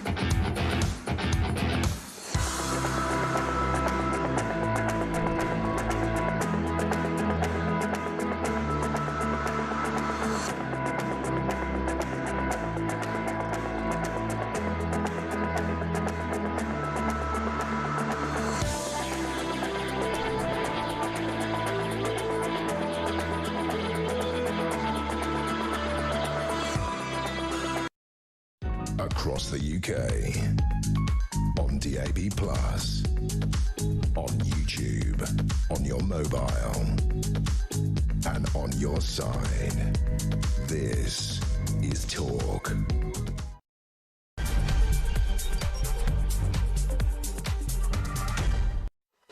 Coming up on 3 minutes after 8 o'clock, good morning. Welcome to the home of Common Sense with Ian Collins here.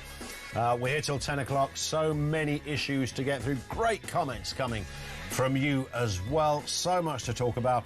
We'll do some more voice notes and calls shortly. We are, of course, going to be discussing the UK and France. Here's a headline you didn't expect to see.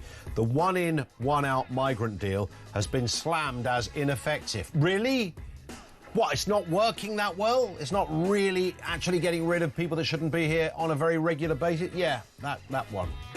Not doing too well, apparently. One of the reasons cited is that it's mostly down to the fact that France don't care very much. They've got this veto.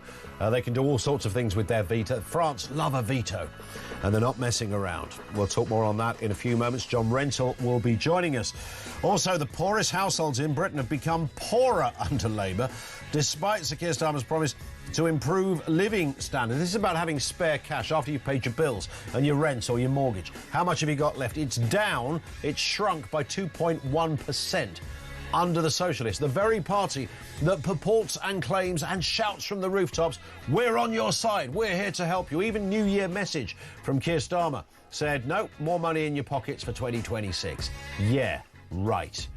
Meanwhile, Nigel Farage is vowing to spend £5 million on a double or quits spending blitz ahead of May's local elections. Can I just remind you, by the way, the May local elections are 17 weeks away. 17 weeks. How quick is that going to go? This could be absolutely carnage for Labour.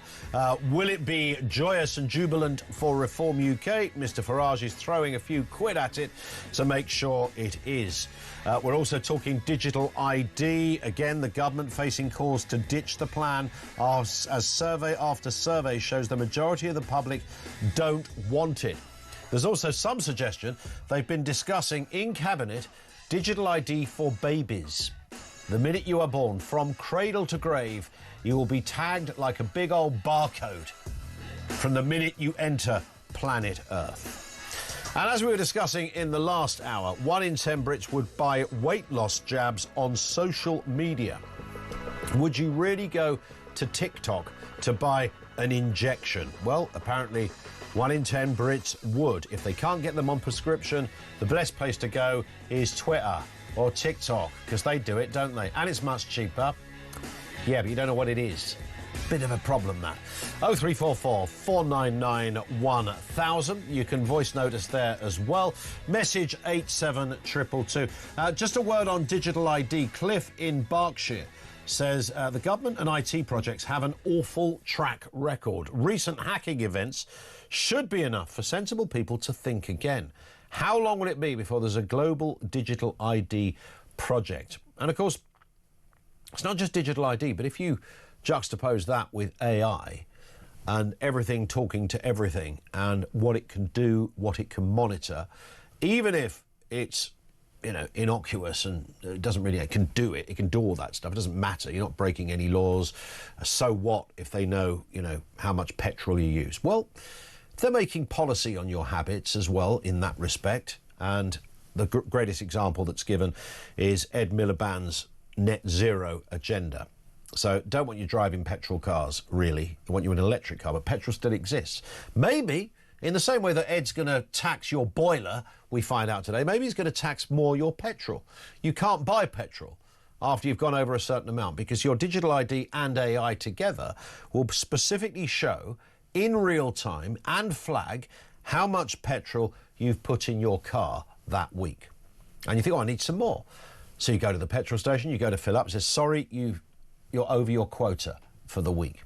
Similarly, there are suggestions this could happen with foodstuffs, like meat, for example.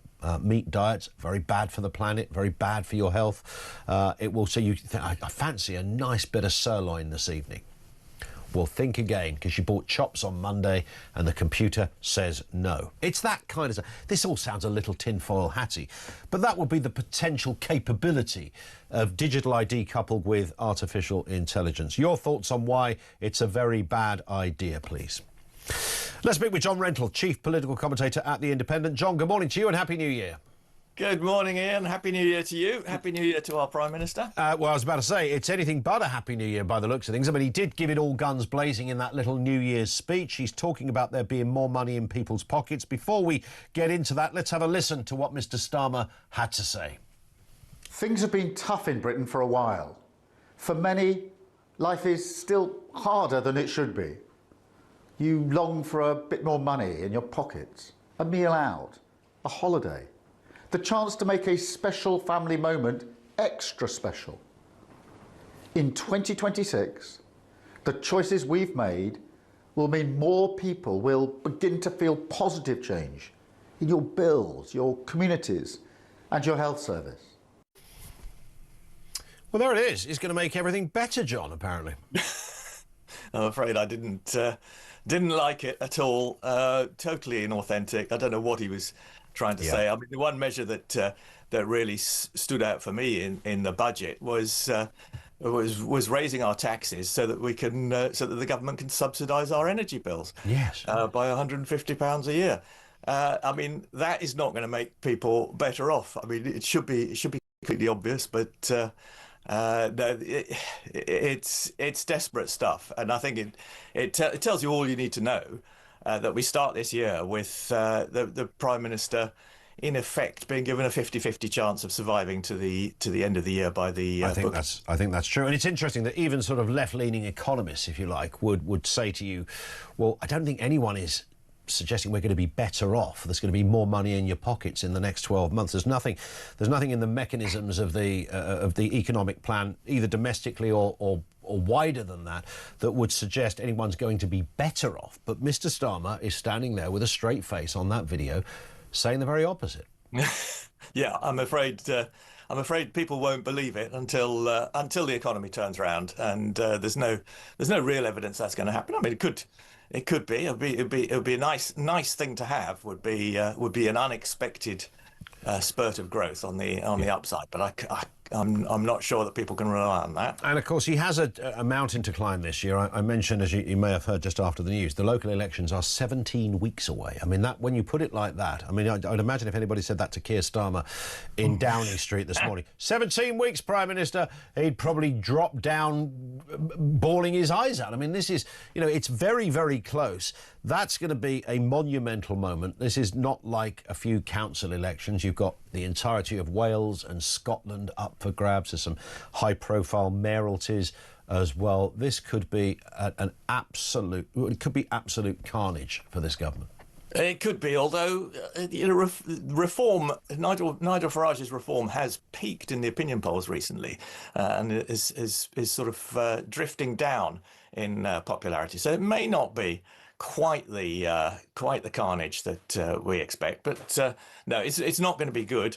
But then Labour MPs face a dilemma after that, because there's no obvious successor to Keir Starmer with an alternative programme who is likely to be able to do a better job. I mean, or a significantly better job, enough of a better job to justify the disruption of getting rid of a sitting Prime Minister. But of course, there are people making those noises, and there are some people who quite like the job. There's two obvious candidates. Andy Burnham would quite well. There's many more than two. I was parking Wes Streeting for a second because that's a given, because he's done a cracking job of saying, by not saying, that he really wants that job. So he's waiting in the wings. But then there's the Andy Burnham thing, and even Angela Rayner as well. I mean, would any of those, would that make any difference? I mean, it might do to certain people in the Labour Party who love either one of those two characters, but to the wider country, would that turn Labour's fortunes around?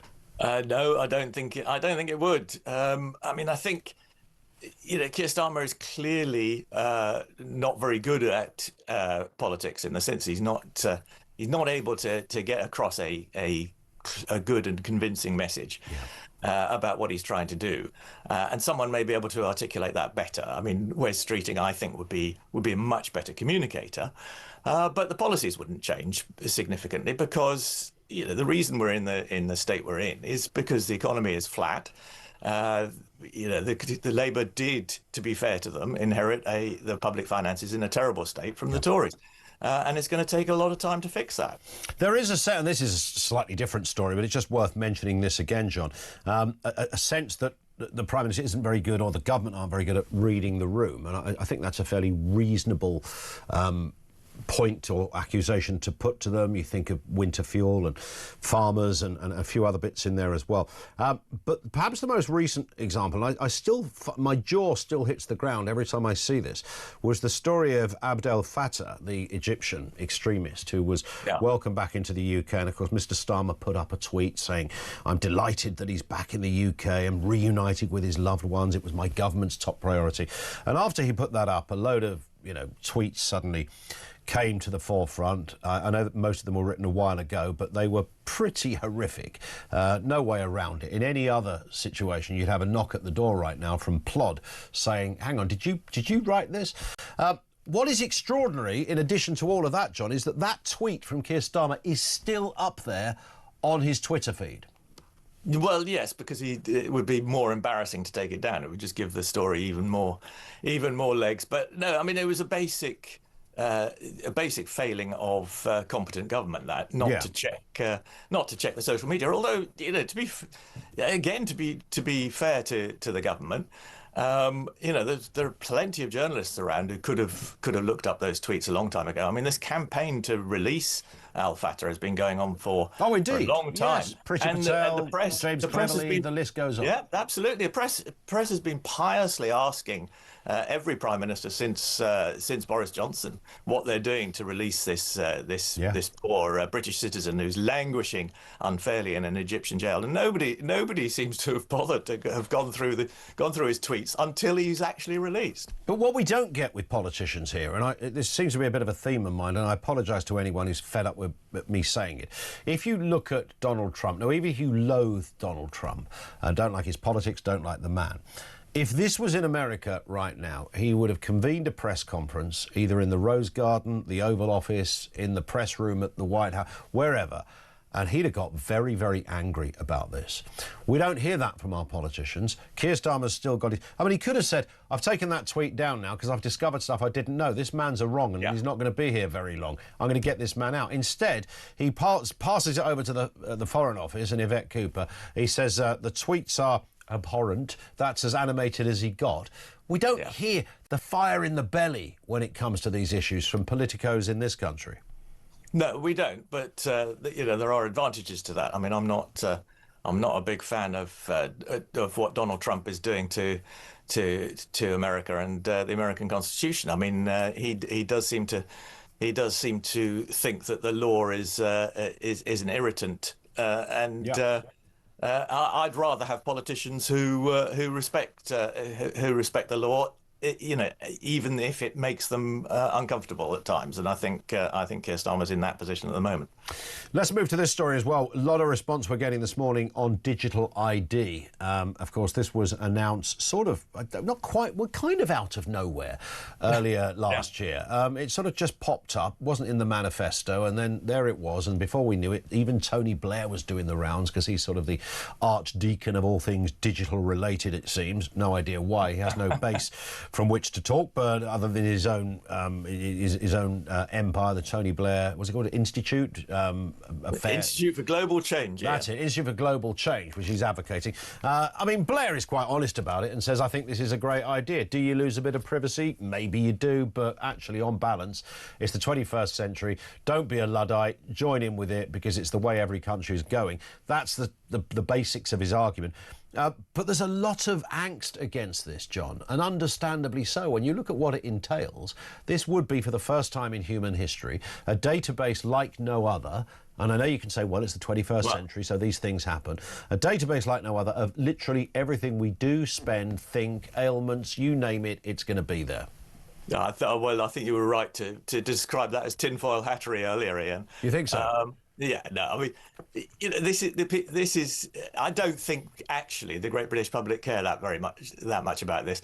The reason that a digital idea scheme is unpopular now is because Keir Starmer's advocating it, and Keir Starmer's the most unpopular politician we've got. Normally, if you ask people if they're in favour of ID cards, they say yes. But they don't feel strongly about it. And Tony Blair has always thought that digital ID is the answer to all sorts of problems. It's one of the very few things that I disagree with him. But he does. Yeah, I mean the distinctions between ID. I remember as a kid when we used to go on day trips to France with the school, because we only lived over we were in Kent, so it was a regular day trip. It was very easy to do, and meeting some French kids from another school, and they had ID cards, but of course it was a bit of paper in their pocket, and that's all it was, and there was a photograph on there or whatever. This is a whole different level, isn't it? This is, and when you throw in the mechanics of artificial intelligence and the way it can be linked together, it gives the government it redefines our relationship with the government. I really don't think it does, Ian. I mean, I think lots of countries have ID cards, and they're now digitized, but I don't think it's the answer to all the problems that it's supposed to solve. I mean, the reason Keir Starmer suddenly got excited about it was because he thought he could announce it as part of Labour being tough on immigration. Yeah, that was a curious way to sell it, really, because there were a lot of holes in that argument anyway. Well, it didn't work. I mean, digital ID does absolutely nothing to stop the boats. I mean, the point is, if you have people coming, undocumented immigrants coming in, they can't get a job, they can't get a tenancy. I mean, landlords and employers are supposed to check whether people's immigration status is valid already. They can do that online already. Yeah. So I don't see what digital ID adds to that problem. And otherwise, I think it's something that's happening anyway. All the government functions are going online, quite rightly. It's much more convenient, I think, to have an NHS app. And I think it's something that's already happening. OK. The other point, of course, it's hugely expensive. So you might think right now they just stick it into the long grass and go, we just can't afford it, even if they do believe it's the right decision. John, thank you very much for your time. Have a great new year. John Rentoul, chief political commentator at The Independent, with us. He's quite relaxed about the whole digital ID thing. Well, that's on the basis that governments don't have bad intentions. Can you imagine Ed Miliband being given the data for your spending that has been able to arrive in the algorithm? Might not have your specific name on it, it might not identify you specifically to start with, but they realise that the UK is eating too much meat, which is a big area of net zero, by the way. It doesn't get talked about much, but for many people, many environmentalists, actually, what we eat is a bigger argument than what we stick on the roofs of our house or windmills in the fields, etc. So I just can't get my head out of I'm the last person to stick a tin-foil hat on. But if that data was available to the government, that digital ID, along with artificial intelligence, was able, they stuck if it was on paper, they put a new column in the ledger book, how much meat people are consuming, and they could have that information within a nanosecond on a database. Would you trust Ed Miliband to not look at that and then make a decision based on it? Because I wouldn't trust him. 0344 499 1000.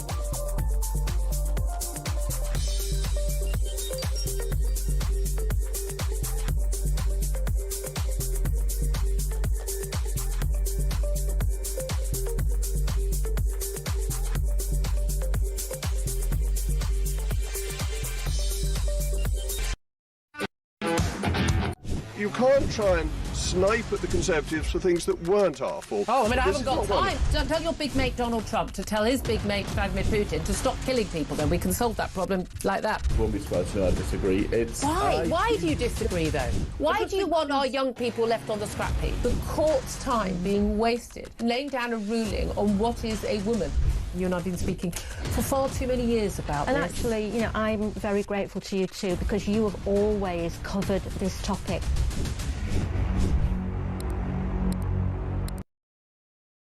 Across the UK, on DAB+, on YouTube, on your mobile, and on your side.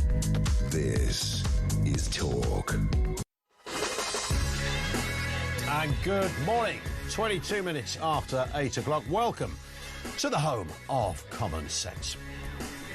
So many comments on John Rentoul.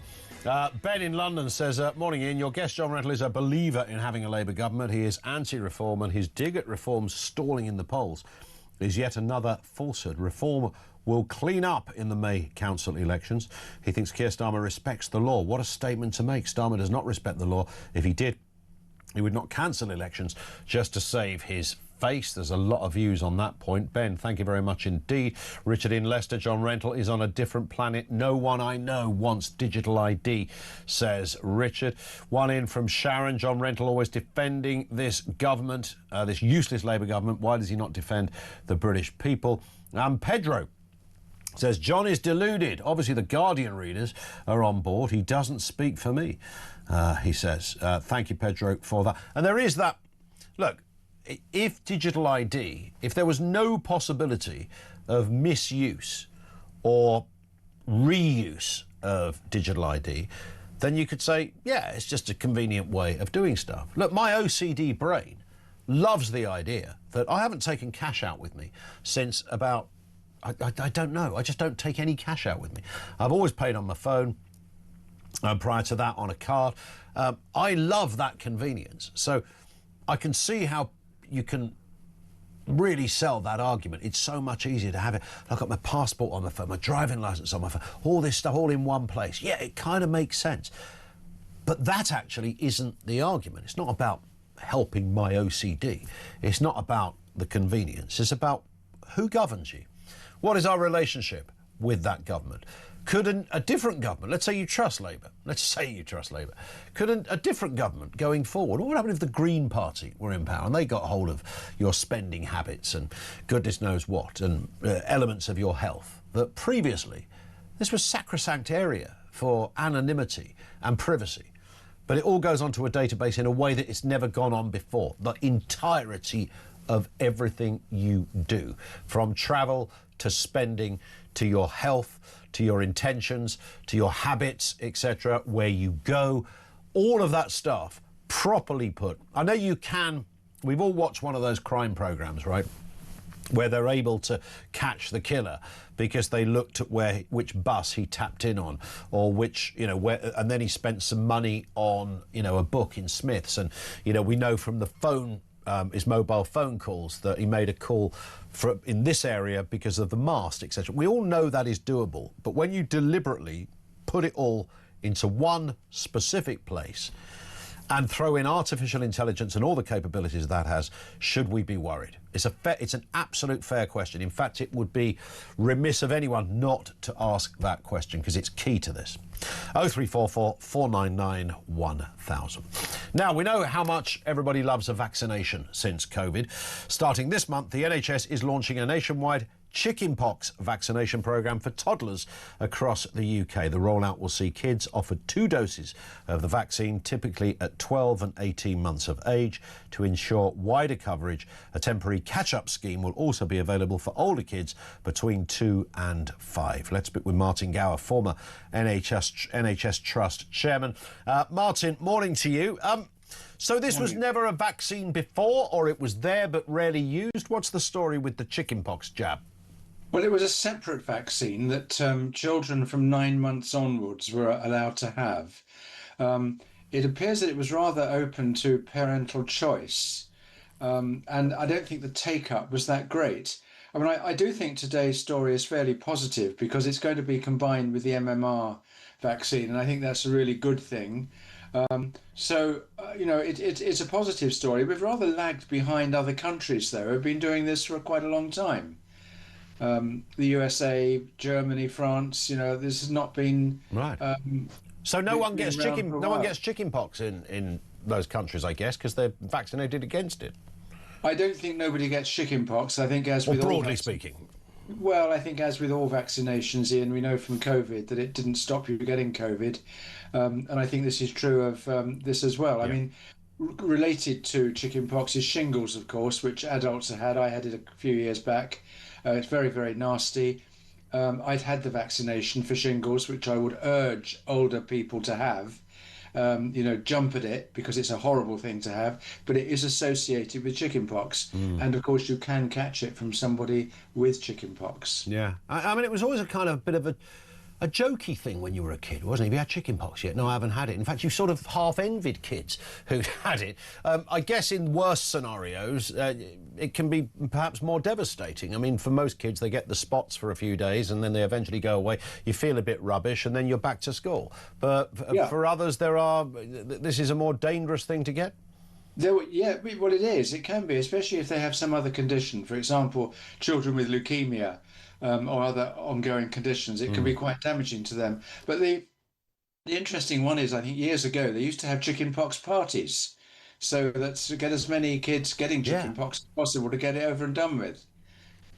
But when you've had it, in theory, you can't get it again. Is that although I do hear some people say I've had it twice. In theory, you can't get it again, but you are, of course, subject to that virus stays in your body. Yeah. As does, of course, the vaccination. So it's assumed the vaccination will work. I think it will work. It's well proven. This is nothing new.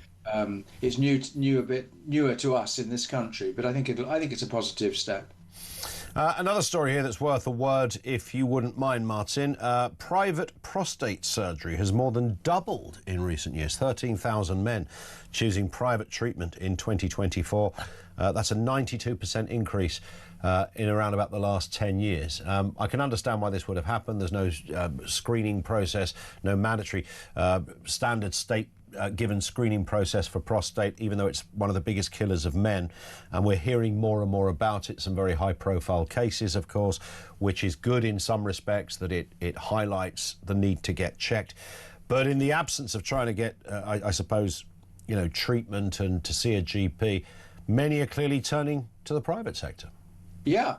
Well, I mean, I think this is the most interesting story of the day, in a way, because it shows the creep there is generally towards the private sector. And this is happening not only by people privately paying for their care in the private sector, but also the NHS paying for people to have care in the private sector. So this is a major story, and frankly, a drift that is bound to happen.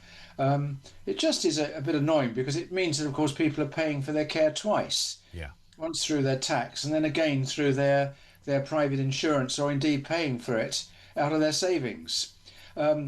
It's to do with waiting lists, it's to do with inefficiency, and frankly, it's to do with the background of politicians running our healthcare service of whatever colour, and actually it doesn't really work, and nobody else really does this. It just seems to me that the drift is being kind of managed. The slow privatisation, not of the system of payment, but eventually, of course, the system of provision, and that's shifting. I mean, you look at prostate cancer, but something like cataract surgery, for example, it's highly likely that if somebody needs a cataract operation, highly likely that they will end up in the private sector, although being funded by the NHS. Yeah. So that drift has been there a while, and I only see it accelerating. Final one here as well. We can't wait for a public inquiry to fix NHS maternity care, says Wes Streeting.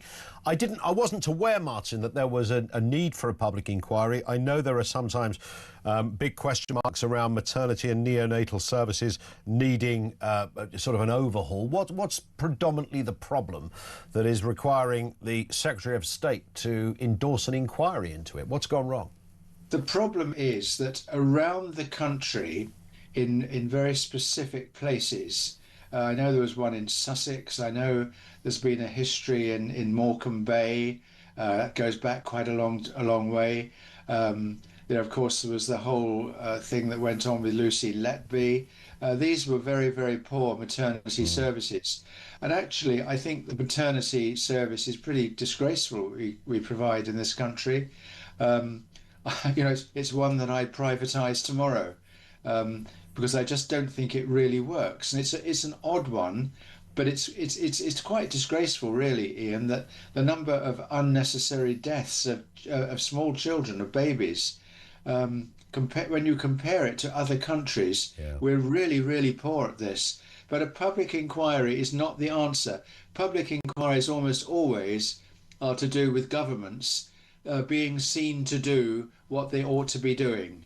It's politics instead of healthcare. Let's look at the good places where maternity services work and where they're well respected locally, and let's copy them. It's not rocket science, is it? You look at where the best is and you copy it and you do the same thing. You wonder that about the NHS in general, don't you? That if you were, and I'm sure there's a reason for this, you might be able to shine a bit of light, Martin. Just a final point here. You always think, if I became Secretary of State for Health, I'd look around the world, I'd find the very best that excels in all sorts of areas, whether it's maternity, cancer, heart conditions, etc. And I'd go, right, whatever they're doing, copy that. Now, I'm sure that's a very schoolboy way of looking at it, because I'm pretty sure Wes Streeting probably thought that a few years ago. So what happens when you get the big job? Why is it you can't just, quote, copy that?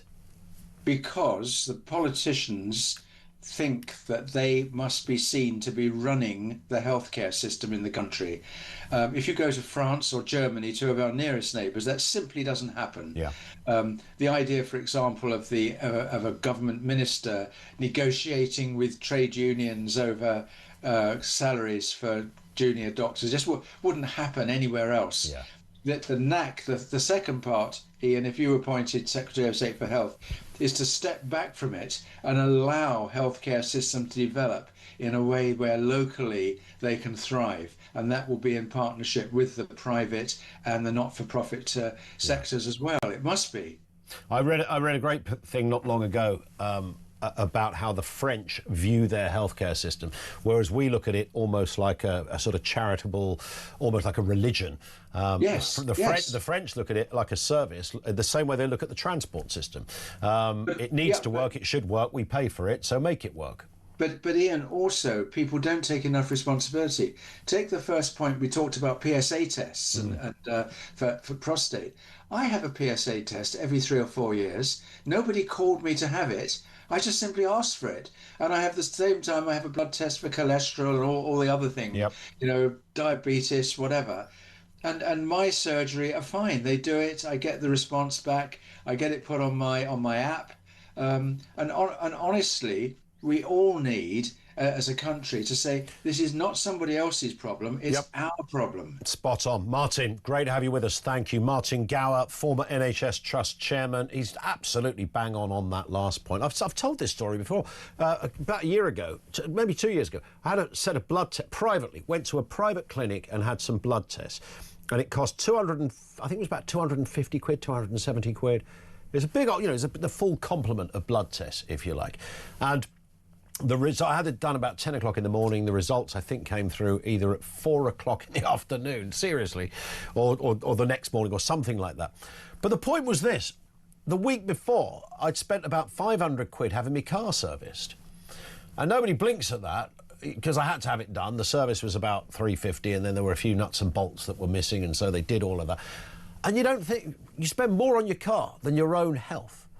And I went to a walk-in centre, a trusted one, got a set of blood tests, everything was tickety-boo. You could look at your cholesterol a little bit, maybe you could do something about that, and whatever it was, you know. But we don't do that. And as Martin said, personal responsibility is something that still eludes us when it comes to healthcare. 0344 499 1000. More comment from you on the way. 25 to 9, this is Talk.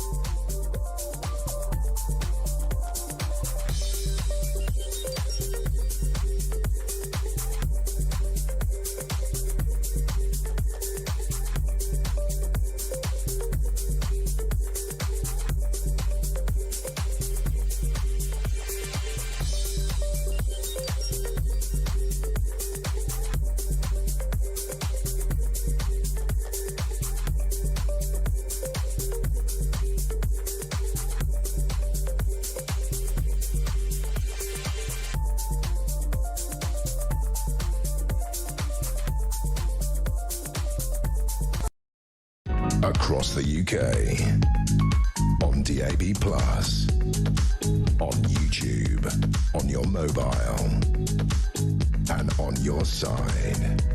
This is Talk. And good morning. So I tried to have, slightly unsuccessfully, I told this story on Monday, that when you work this side of the glass in a radio studio and on a breakfast show, somebody does the breakfast run. They go out and they get some bacon rolls and coffee and stuff. Well, I won't get into the bacon roll politics because something terrible happened here this morning. A theft took place. I mean, it was done under plain sight. There was no hiding it. It was just a theft. The police have been informed. I ended up with 3/4 of a bacon roll. That wasn't the point. The point was, I'm still eating it. Because you only have, you've got 2 minutes in an ad break to eat. Everybody else is out there, they're having a party, they've got KFC and pizzas and all sorts. The poor presenter, spoiler alert, nobody cries for a presenter, and rightly so, I should add. So you have to eat your breakfast in instalments, or just starve for 4 hours. Not really not the order of events, really, but that's the way it is. 0344 499 1000. Trump would never let this happen, says Sharon. In his country, no way would he. I think that's the story of the Egyptian extremist that she's referring to. Ray says, don't trust this government with anything electrical. Do you remember the alarm thingy that went off a few months ago? Only half the country received it. What was that all about? Do you remember when the alarm went off? Do you know what I was doing? I was in a car with 4 people, and I was reversing a car into a very tight space. I kid you not, literally at that moment.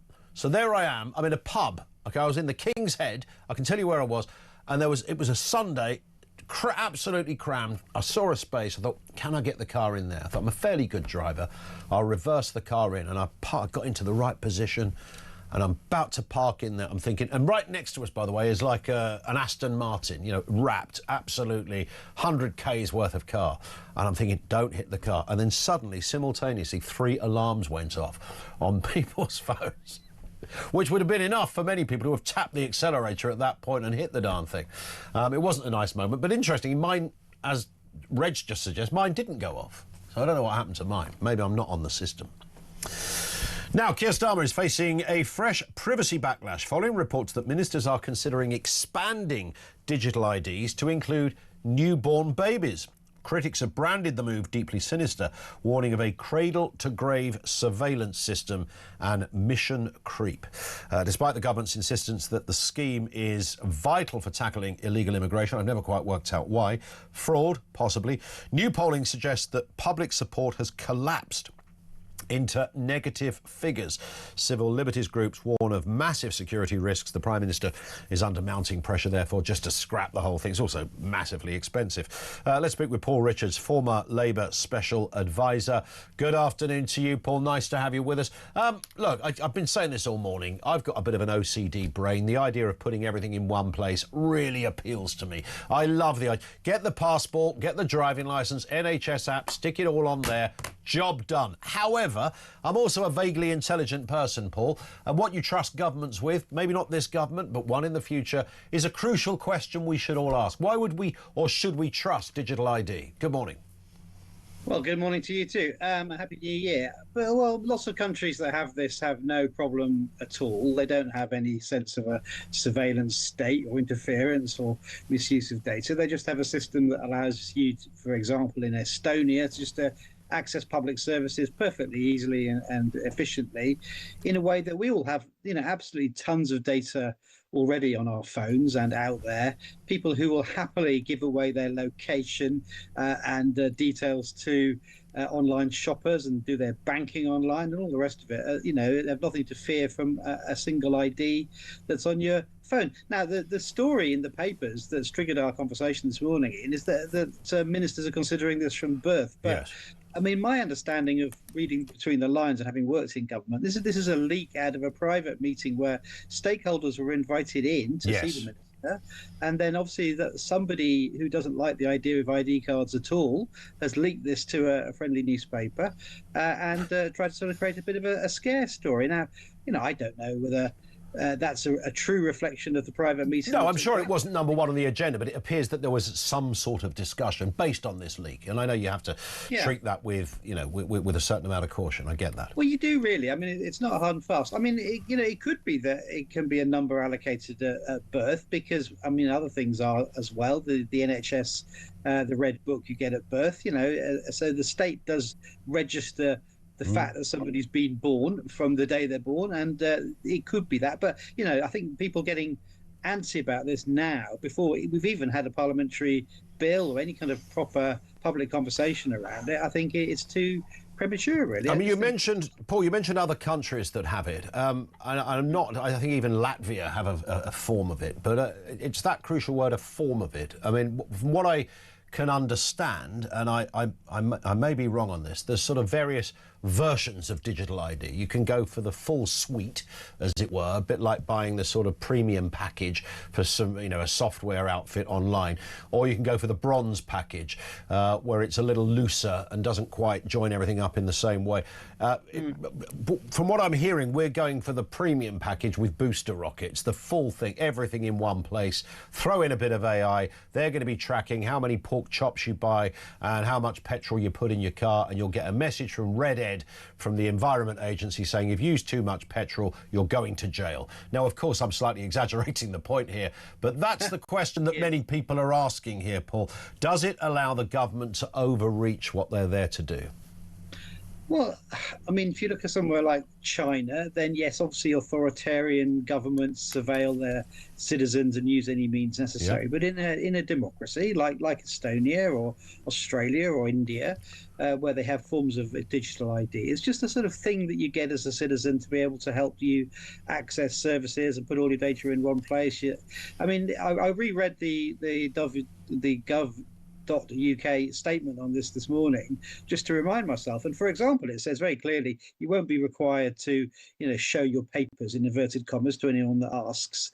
The police won't have the right to sort of demand your ID like some sort of 1950s unless there's a virus.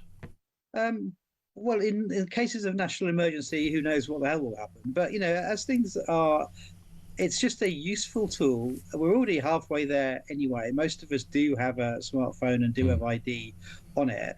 And it just means, and to your point earlier about cracking down on illegal immigration, I mean, obviously it's not the only way that we seek to do that, but it is a way of saying to the people smugglers, you're not going to be able to just slip people into the black economy easily. They are going to have to go through the hoops of having a proper digital ID to access the labour market. And I think that is just another tool in the battle against the small boats. So that's another good reason to have it. But the labour market, but the black labour market, by definition, is the black labour market. So whether it's digital ID or not, I mean, that could still function, surely.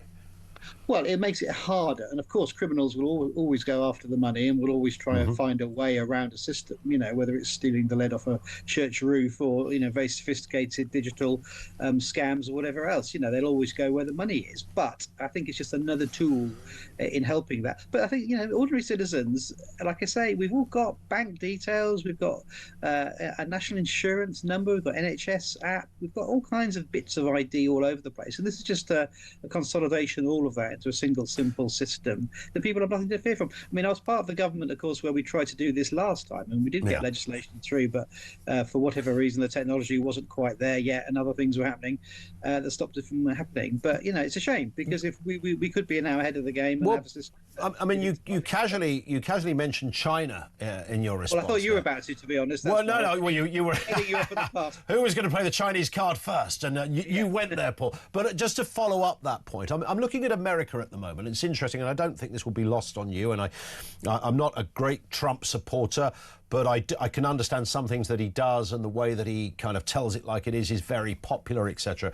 But there's quite a lot of elements of his administration. They're running very much on a sort of Chinese template at the moment, which I don't think many people have scrutinised enough, frankly. There's all sorts of things. I mean, there's people not being allowed into the United States because they criticised the president on social media. And I'm not talking about the more high-profile case of recent days, but things like that. Trump said about a year ago, didn't he, or less than that, if you're caught burning the flag or something like that, you should go to jail for a year. All this, you think, really? This is America? I mean, it's not going to go anywhere. He just says stuff like that. But my point is, why should we just dismiss the Chinese system? Is it not possible that we could start having social credits or issues such as that when it comes to lifestyle or areas that we do? I'm not talking about jaywalking, but there could be more fundamental areas where it does apply in a more Chinese way. Well, if we are slipping into some sort of dystopian dictatorship and the rule of parliament, the rule of law, and our institutions is disappearing and being undermined, then the digital ID is the least of our troubles, frankly. I mean, that's not the focal point. Thank God we do have a strong, robust parliamentary system and a democracy. I mean, it's a half-grown democracy. We're not quite there yet, but, it is still a parliamentary democracy where we elect people.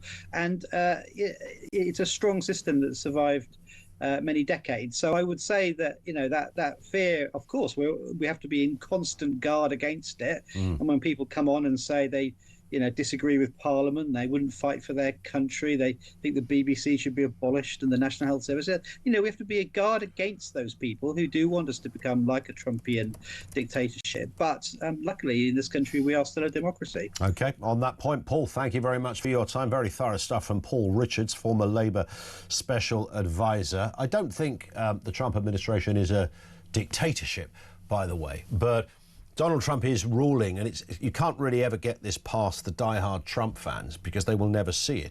But it's an objective comment on some of the elements of how, as a previous guest said, the law is almost an inconvenience to Mr. Trump, and he's got fed up with how things have run in the past, and he's going to do things differently. You have to be careful what you do with that, with executive orders and threatening to jail people who want to burn the American flag, or telling Dom Jolly, who I, by the way, bumped into in the cafeteria here on Wednesday, telling Dom Jolly he can't go to America because he's criticised Trump on social media posts. And that's literally all he'd done. He'd been very vocal. But he went for the ESTA form. Someone checked his socials. Undesirable citizen. Now, that's the kind of stuff that would happen in China. America would be the end of the list of countries that would do that normally. Jeff's in Hastings on Digital ID. What have you got for us, Jeff? Afternoon. Good morning. Morning. Morning to everyone. Happy New Year to all of you. You too. I had one of your guys on today when you referred to Keir Starmer and the digital ID business. Yeah. And it didn't sound so good coming from him, but maybe someone else it might sound good from. Well, I'm going to slightly put my foot in the door there. I think, in essence, that the idea is as a blueprint is fine, but he's not actually. He's doing it for the reasons like licenses and passports and health and stuff like that. Everything what you've spoke about. But at the end of the day, the only happy note I can make from it is that he's going to have his good old eyes on all the criminals criminals and the wrongdoers in the country. You know, he comes in the door with, you know, 1 foot, and then it builds up from there. And I think, in essence, it could work. I mean, okay, you got your ID and everything on digital thing. It can be hacked and all that lot. That's got to be sorted out, obviously, as technology progresses. But in essence, I think it's actually it's what's the word? It's a security thing, a safety net, which is coming. And the other thing I was going to say here, and I know I'm mumbling here because I've got so much in my head, it's unbelievable. I think that doing digital ID on kids or making it compulsory is actually an infringement on human rights. I think if your dad and mum don't want your kids to be digitally ID'd, interesting. You shouldn't have it. Yeah, it's an infringement. You can't make people be tagged. You can't do it because they haven't committed an offence where effectively, by the digital ID, they're being tagged. It's a good point. On that point, we'll leave it hanging, Jeff. Thank you very much indeed, Jeff in Hastings. More from you on the way. 0344 499 1000.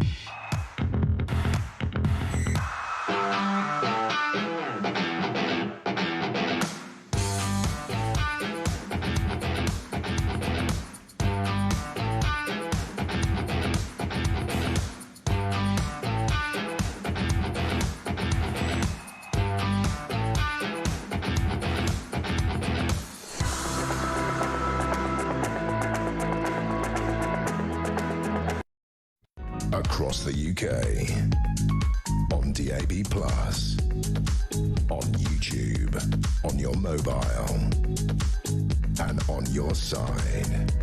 This is Talk. Welcome back. Yes, it is Talk 5 tonight. Lots to get through. 0344 499 1000. We'll take your comments. We'll take your voice notes there as well. More on the way. And you can message 87222. Let's get the latest sports news. 90 minutes in 90 seconds. From The Sun. Let's speak with Martin Blackburn, Northwest sports reporter for The Sun. Martin, morning to you. And let's start with, well, my team. Our manager has been... mutual consent. Yeah, right. Yeah. He's been forced to walk the plank. I'm not surprised. This is Enzo Maresca. He's now gone. And to be fair, you know, the last 7, what was it, 1 in 7? Chelsea have won. It's been a bit of a grim innings. But, of course, his argument is, well, you can't manage a team if you've got half the board over your shoulder telling you what to do. Yeah, it's you know, you say it was coming, Ian, but you know, even by Chelsea standards, it's unravelled very quickly. Yes, indeed, yeah. It was the manager of the month for November. He had that great win over Barcelona, good draw against Arsenal, and of course the world champions in the summer. So you know, he has done a lot right, but you know, this sort of flirtation with Man City as well has sort of added to it, and it's been clear, as you know, Ian, for a few weeks now that things were building up to this, and I don't think in the end it surprised anybody yesterday that he went. I don't think it did, and there was that press conference, wasn't there, before Christmas, where he kind of he sort of said as much, didn't he? That things had broken down.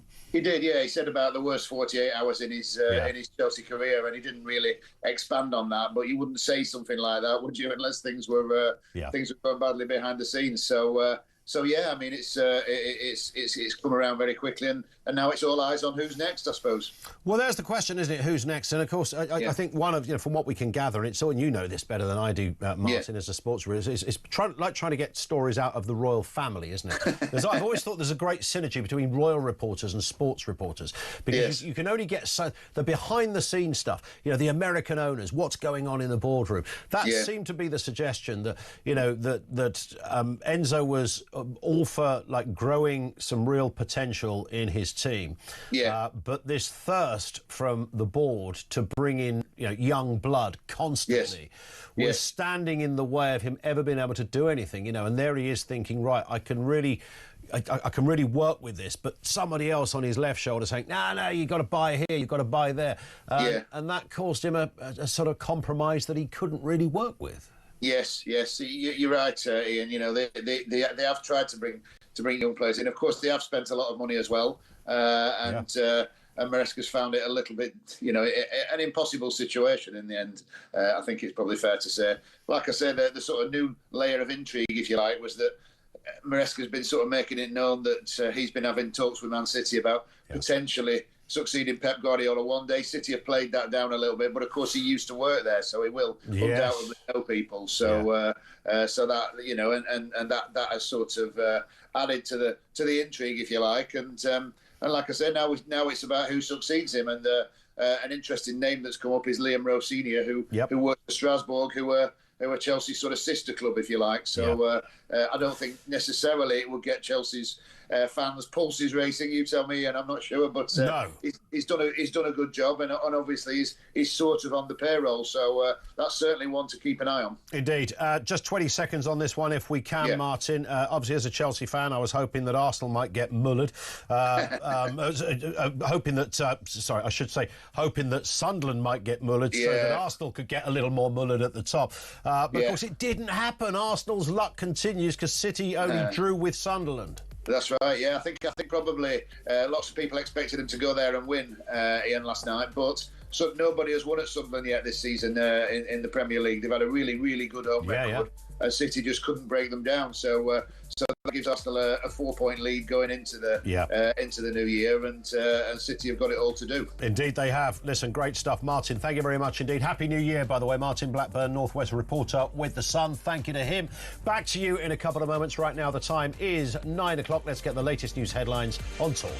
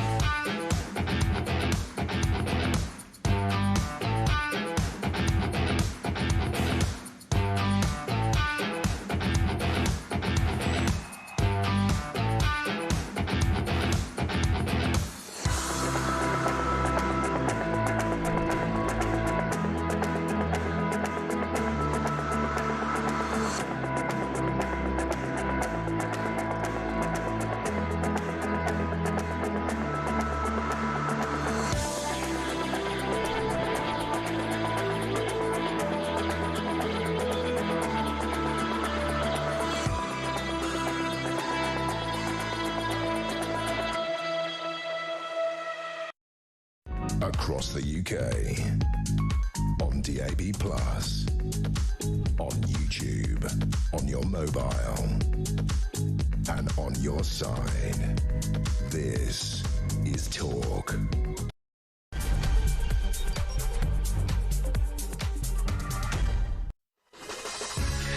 Three minutes after 9 o'clock. Good morning. Welcome back to Morning Glory, the home of common sense. It's actually is it Friday today? It is, isn't it? It's the last Morning Glory, because on Monday, the brand new Jeremy Kyle breakfast show kicks off at 6. This is going to be something really different. It's going to be big. It's full of common sense. It's full of your opinions.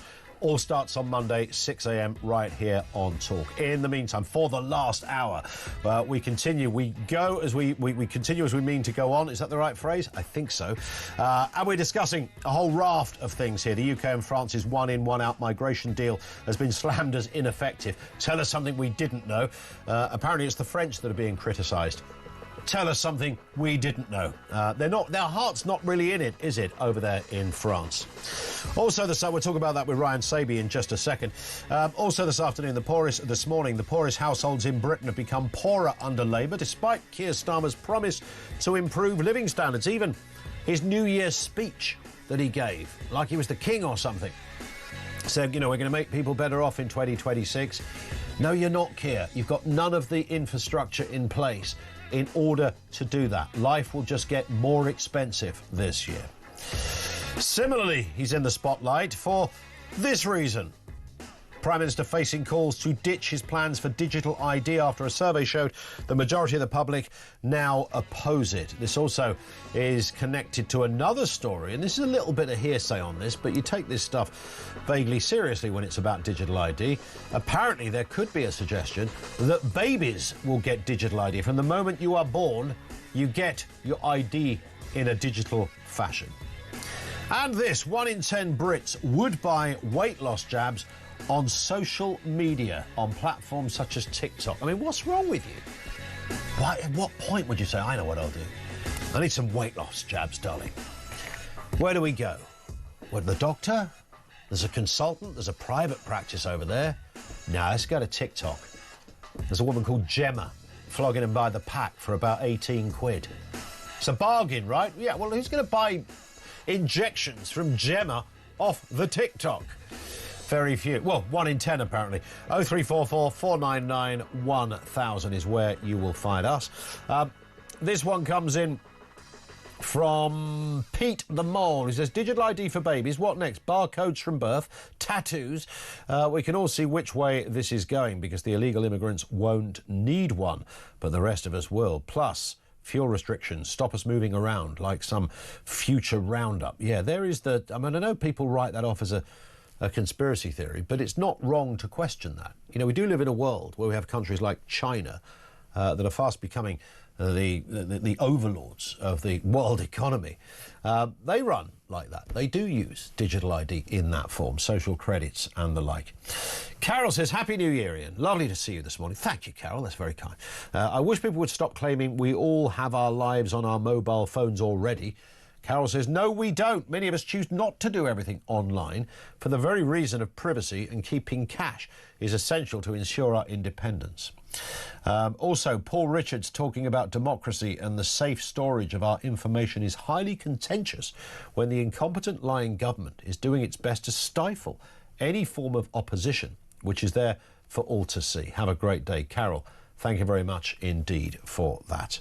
So let's move into this territory of the big stories of the day, particularly the one-in, one-out migrant deal. Ryan Saby is with us, Deputy Political Editor over there at The Sun. Morning to you, Ryan. Happy New Year to you, Ian. Happy New Year. Nice to have you with us. This one-in, one-out deal, a terribly named initiative in the first place, because it was open. How this stuff bypasses the SPAD checkers number 10, I've got no idea. But one in, one out. It was always it always sounded a bit weird. And there's a good reason, because it turned out to be not just a bit odd, but not really worth the paper it's written on. Yeah, I think at the moment it's seen that it's down as a pilot scheme. So it'll be interesting to see how ministers actually take this on. But we've seen the situation, the figures from pretty much late in the year to the end of the year, 195 have come to this country, but 193 have gone back. I mean, we're talking just a few numbers in it, but it's not what it says on the tin, 1 in, 1 out. So, I mean, it'd be interesting to see the next time Keir Starmer and the French leader Emmanuel Macron sit down and actually talk about this, how they move this on. You know, is it ramped up? Do we spend even more money on this? I think Keir Starmer sees this as just one part of trying to build a deterrent of sorts, because look, they had the government, the previous Conservative government, had that big Rwanda plan. One of the first things that Labour did when they came in was actually get rid of the one deterrent that could possibly make a really, really big difference. So what they're trying to do is trying to build this armory of ideas, policies to try and actually stop people coming over illegally. But at the moment, it doesn't really seem to be working. Yeah, and for a number of reasons, of course. It made it sound, to start with, the 1 in, 1 out, that, you know, every time a migrant came in, they'd go out again. Well, it's definitely not that. But the problem is still confusing, because it's not 1 in, 1 out anyway. So they select out. You could have 2,000 people come in and only one is selected to go out. But of course, when that person goes out, another person apparently legitimately comes in from France. But then the person that's gone out can walk around the block and come back again, because we've seen that happen as well. Yeah, no, exactly. People are chancing their arm by coming over across the channel again. But I think if you're a channel migrant who's paid, you know, several £1,000s, you know, to come over, is looking to come over, I think you're gonna take your chances, because if you know there's a very, very slim chance of actually being sent back to France, why not try and come over here? The figures that we saw out yesterday for the whole of last year, 41,000 people crossed the channel in small boats. And I mean, it's only in a few months, but we've only sent 193 back to France.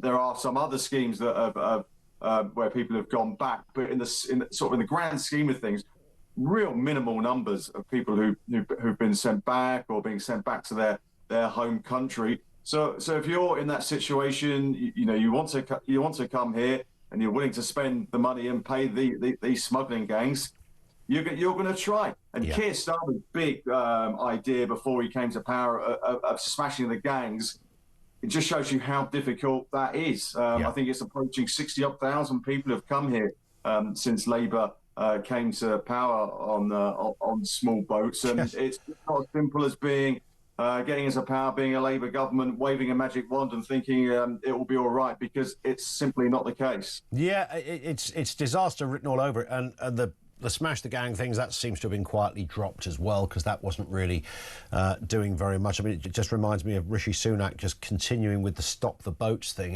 You remember every one of those press conferences, you attended most of them as well, Ryan, where that was written on the front of the lectern, wasn't it? Stop the boats. And everyone's thinking, but the boats aren't stopping. In fact, they're increasing. And Starmer decided, obviously, we can't have stop the boats, so we'll have smash the gangs, which meant even less than the stop the boats thing. But so that's gone by the wayside. Is this going to be the year they're going to have to try and get to grips with it, of course, because we've been reminding everybody this morning, Ryan, that local elections, they're not just any old local elections. These are pretty seismic because of Wales and Scotland and the mayoralties. Local elections are actually 17 weeks away. Yeah, it's not long. And I think this is going to be a massive moment, not only for Keir Starmer, it's going to be a massive moment for Kemi Badenoch and also Nigel Farage. Nigel Farage did an interview in the Times that was published yesterday. And he's actually, even though Nigel Farage is out in front in the opinion polls, he looks in a pretty strong position. He said that this is going to be a big moment for him. It's a moment where he is actually got to deliver, will actually show that the reform are on track to trying to get into Downing Street at the next election. Also going to be a massive moment for Keir Starmer, as it looks like Labour will suffer heavy losses across England, Wales and Scotland.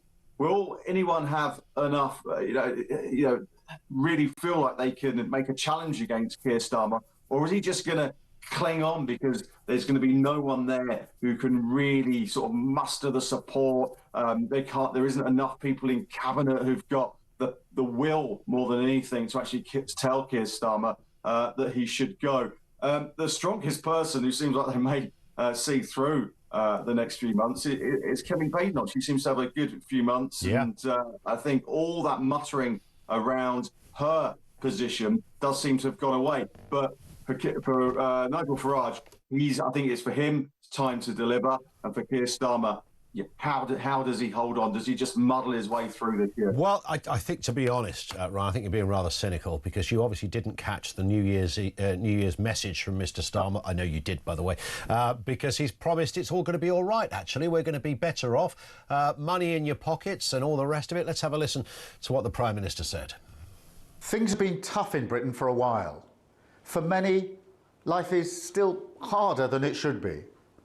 You long for a bit more money in your pockets, a meal out, a holiday, the chance to make a special family moment extra special. In 2026, the choices we've made will mean more people will begin to feel positive change in your bills, your communities, and your health service. So there you go, Ryan. We thought it was all looking grim, but actually it's going to be all right. Yeah, and I noticed in the New Year message there from Keir Starmer, one of the lines in it, he uses the phrase "things can only get better." So he says they can and they will get better. So echoing the days of New Labour. Yeah, that was their theme, wasn't it? Of course. No, it's a big theme, their sort of theme song during that first election victory. Yeah, I think one thing that Keir Starmer is trying to do is pinpoint, hone in on the cost of living. He seems to think that the big policies that they came up with at the budget, whether it was freezing rail fares or some rail fares this year, freezing fuel duty is going to help, prescription charges, all these kind of things is going to play into helping people with the cost of living. Now, he also senses the frustration. He says that he shares the frustration of voters because the pace of change.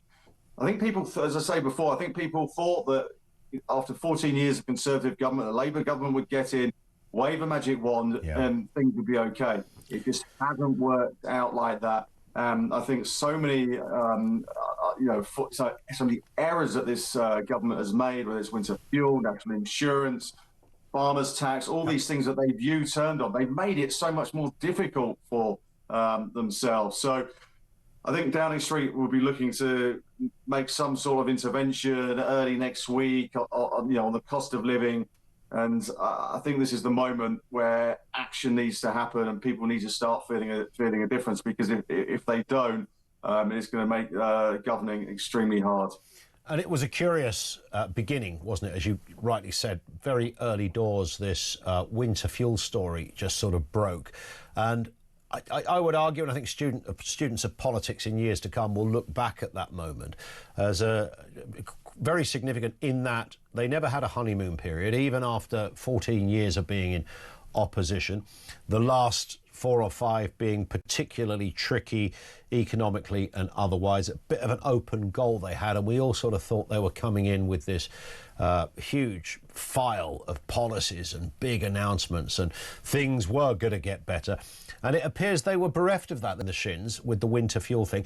Never had the honeymoon period, never really recovered. And as you know, Ryan, in politics, even if it's a perception, perception has a bad habit of becoming a reality. And I can't see, even though there's 3 years to go until an election, how they can really recover from this almost ever-growing list of catastrophes. Yeah, I think in politics, one thing you want to try and have a honeymoon period and build up slowly. I think Keir Starmer talks about the decade of national renewal. He talks, and he would say this, wouldn't he? Talks about him being in power for 10 years to see this through. Now that just seems like a pipe dream at the moment. And you speak to pollsters, you listen to what they have to say, and it's not just a dislike of their policies. It seems that there's something a bit deeper about whether it's Keir Starmer, those at the top of government. And I think, again, like I say, in politics, there's been so much political pain for no gain. It's okay if you go through the first couple of years and it's really, really tough and people can see light at the end of the tunnel. But you look at all their policies, all the U-turns, you look at the welfare rebellion over the summer. They were trying to make some savings in there, but it just shows a weakness when they couldn't even do that. They couldn't even cajole a political party with a 160-seat majority to get through some new changes to benefit rules, to welfare rules. They couldn't even get that through. So is he just beholden to his own backbenchers?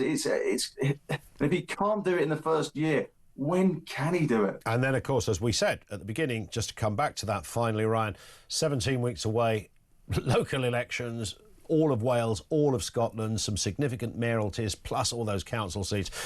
Predictions suggest it's going to be an annihilation for Labour. Now, of course, that doesn't change who governs us. It will still be Labour till 2029, all bar some other event.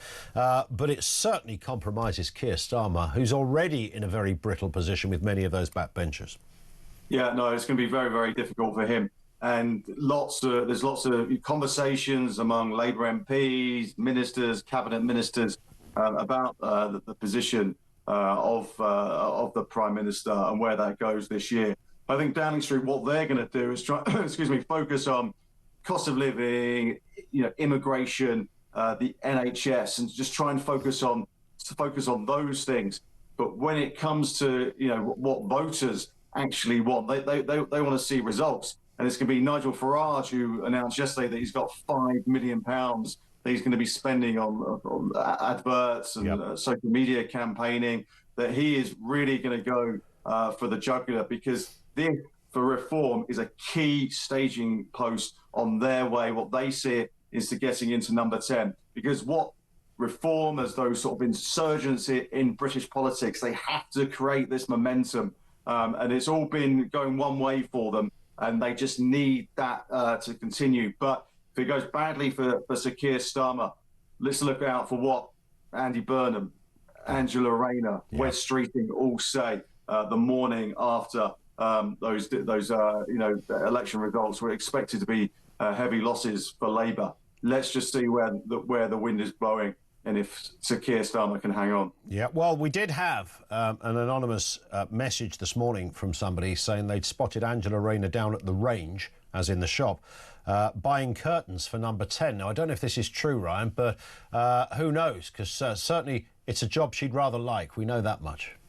Yeah, totally. And I think the interesting thing on Labour leadership and where it goes next is who's going to win over the membership. It's going to be someone you would thought from the left of the party. So where someone like Wes Streeting probably plays better with the public when it comes to winning over those Labour members, the unions, to actually sort of win that Labour Party leadership, it's going to be someone like Angela Rayner, someone like Andy Burnham, if he gets in, he can actually get a seat in Westminster to actually sort of take that crown. So I think that's the sort of the direction of where the party goes from. Someone like, people talk, Shabana Mahmood as being a potential candidate. I think it probably comes a little bit too soon if it comes in the first half of this year. And where does she play with the party members? So there's lots to play for this year. Indeed. And it certainly won't be dull. We know that much. Can't wait. Ryan, thank you very much as ever. Have a great day. Ryan Saby, Deputy Political Editor over there at The Sun. Thank you to him. Over to you again shortly. 0344 499 1000. Christopher says the Senate elections here in Wales in May. But where are the drums beating for reform? Even the Welsh Conservatives are conspicuous by their silence. Now, unless Reform and the Welsh Conservatives start to put themselves out there, then the people of Wales will be stuck with another dreadful Welsh Labour government which put the needs and the wants of those who break into our country above those born and bred here under their despicable nation of sanctuary policy. We are doomed. Well, on that very point, let's have a listen to what Mr Farage, the Reform leader, has been saying. As we look forward to 2026, we have a massive set of elections. The whole of Scotland, the whole of Wales, all 32 London boroughs, county elections, thousands of council seats all over the country. And yet what are we now seeing? We're seeing a Labour government saying to those councils, if you want to cancel the elections, in some cases for the second year in a row, you can do so. They will be the single most important set of elections between now and the next general election. If Reform win those elections, if we come top, it'll put us way ahead of the other parties. It's interesting, though, what Christopher in Cardiff was saying, though, that he's sensing there's not a big Reform presence on the... Now, I know it's 17 weeks away, but you'd think you wouldn't be able to walk down any street in Wales right now without bumping into a Reform person with a leaflet or a billboard on every high street. But then Mr Farage has said he's got £5 million and he's going for it. Will that change in the coming weeks? Our lines remain open for you, 0344 499 1000.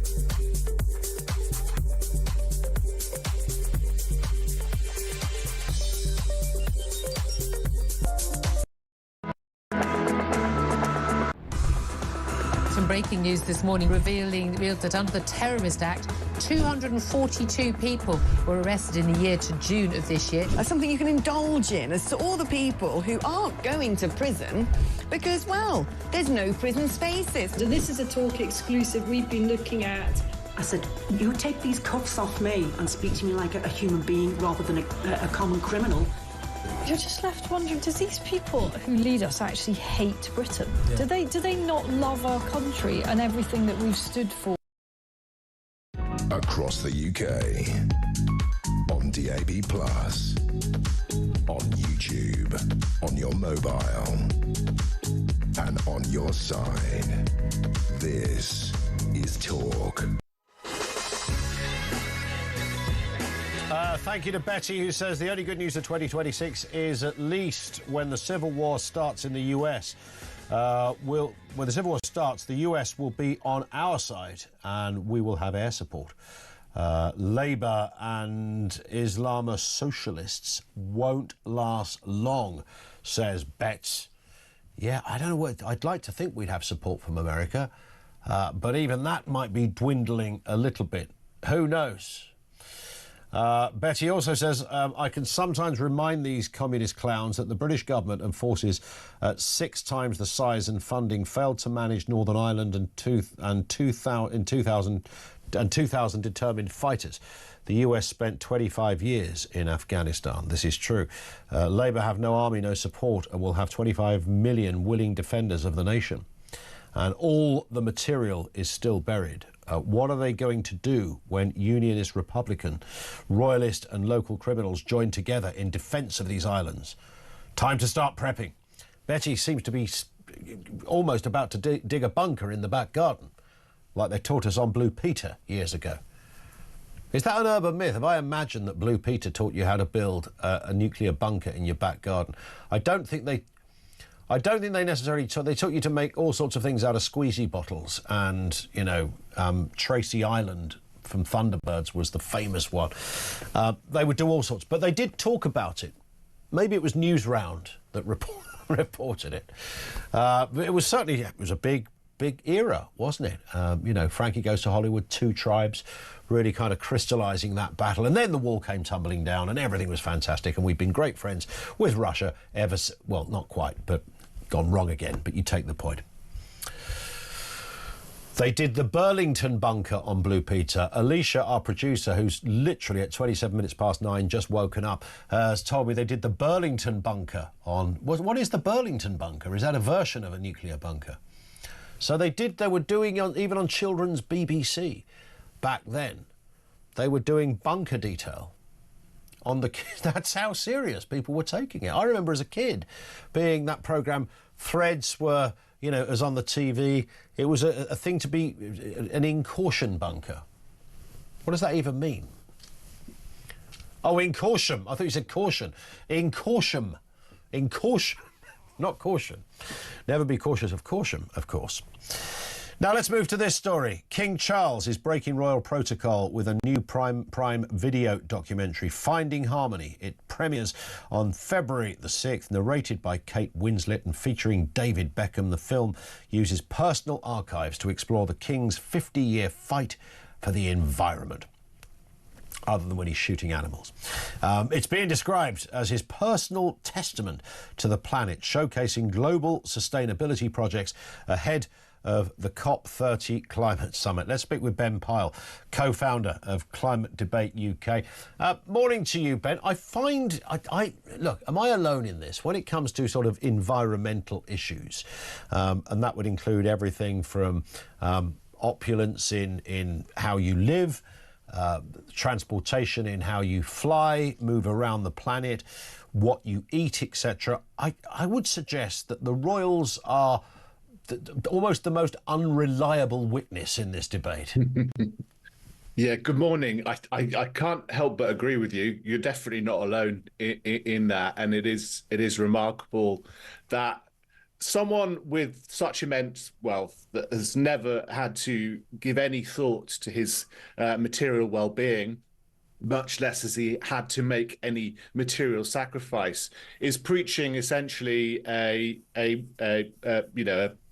religion of austerity for thee. Yeah. While he prances around on yachts, on private jets, on helicopters, on massive landed estates, famously a couple of decades ago, his version of going green was to give all of his staff bicycles, which they would trot around on. Yeah. Meanwhile, he converted his Aston Martin to run on organic wine tailings, the leftovers that were fermented to make fuel for his luxury vehicle. So it's really, people have also pointed out that, well, this is not hypocrisy, this is hierarchy, and that's the point. We can all ignore this film when it comes out on Prime.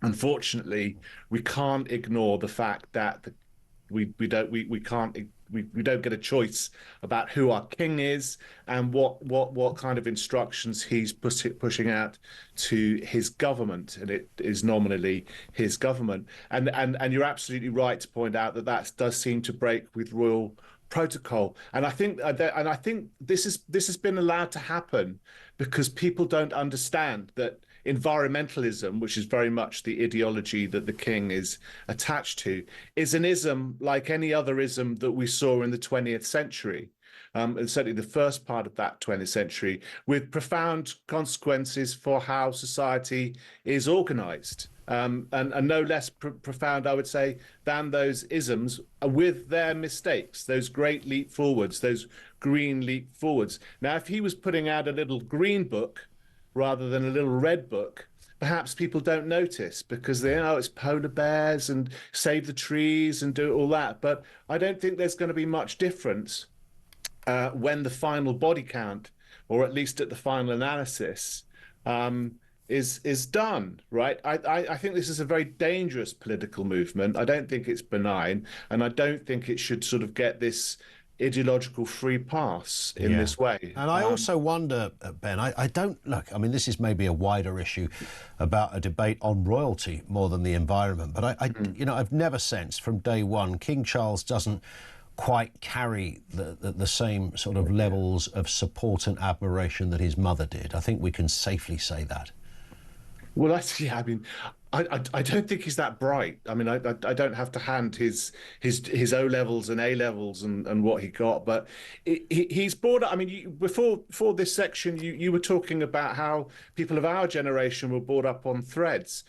He came up into a world where the environmental movement had its first boost, if you like, in the wake of Rachel Carson's Silent Spring and the Club of Rome's Limits to Growth report. In the early 1970s, everyone thought we were on a course to ecological catastrophe unless we implemented the agenda that the king is now still advancing, and so that was his formative moment. We were Cold War babies. he was the first wave of green, people indoctrinated by the green message, and he hasn't let that go, and I don't think he's given it a moment's critical thought, despite the fact that all of those predictions that Greens, very wealthy Greens, 1970 and from the early 1970s, like Paul Ehrlich and the Club of Rome, were making, that they just didn't come to pass, and unfortunately, the very powerful people that the king is now associated with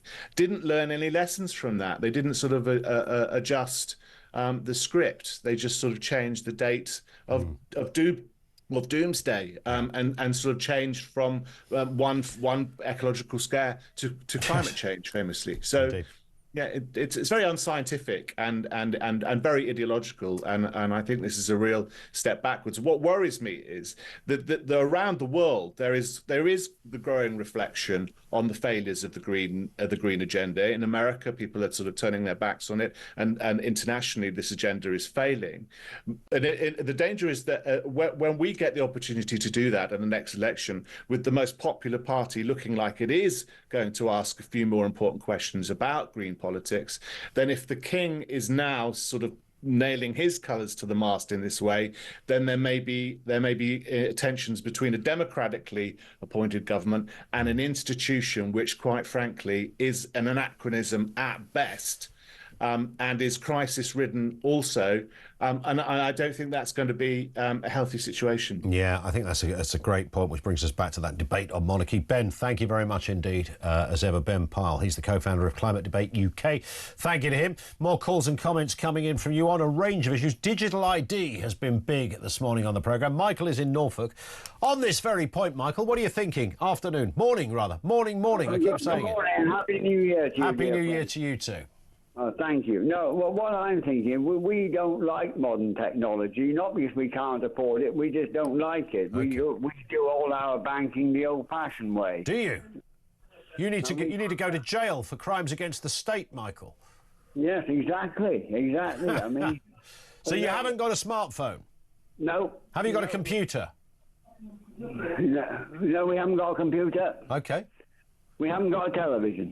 You haven't got a television either? Well, that's quite simple. We got a basic Nokia phone, which we bought 12 years ago, and nice. It's still going strong. That's a beauty, the old. And you've only charged it once in that time, and it's still working. I tell you, my wife had a stroke 5 years ago, and she keeps dropping it. The battery comes out, and it still keeps working. Yeah. They are kind of quite sort of stroke resistant, I think, those phones. They're resistant to anything almost. You can put them in a nuclear explosion. They're like a cockroach, aren't they? They just keep on going. Absolutely. Yeah. So how do you enjoy, arguably you've never bought into technology at these kind of levels, Michael. Now you've seen it grow around you, are you ever tempted to say, I fancy a bit of Facebook, or I'd like to do, I don't want to go down the high street and bank or get some money out. I want to do it on on an app. No, never wanted to. We like to speak to people face to face. That's good. You do know, by the way, your Nokia phone, there are some games on it. Did you know that?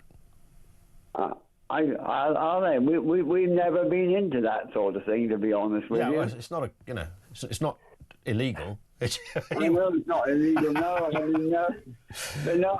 Although it is called Snake, so but you can do stuff like that. So you're a very practical-minded person. You've lived life and enjoyed it at the level that you have, and you want to continue in that way.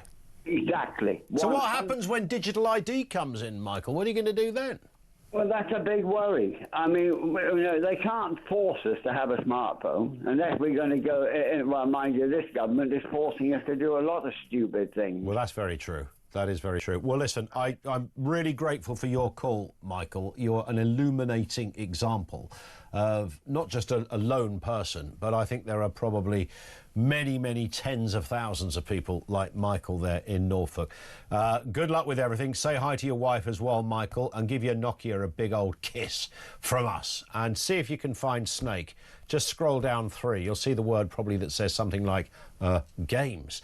And you'll find Snake. Is there anything else on there? Is it just Snake? Is there some other little little brick-based thing in there. I think there might be one other. I don't know.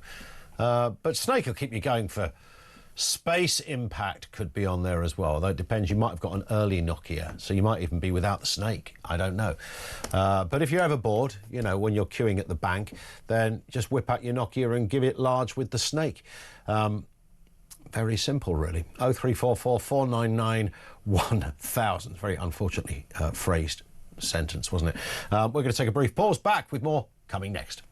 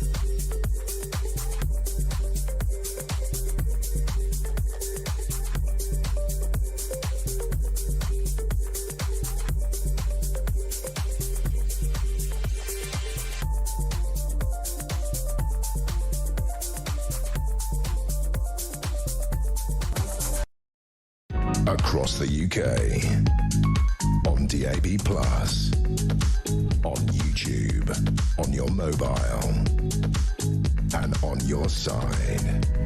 This is Talk. It is Talk. Welcome back. 0344 499 1000. Michelle says, I've been trying to work out what is so detached odd about Starmer's speeches. He's not just cold, robotic. He's just not actually speaking to us at all. He hates us. It was especially obvious after Southport. He is addressing a different community and ideology instead of his people.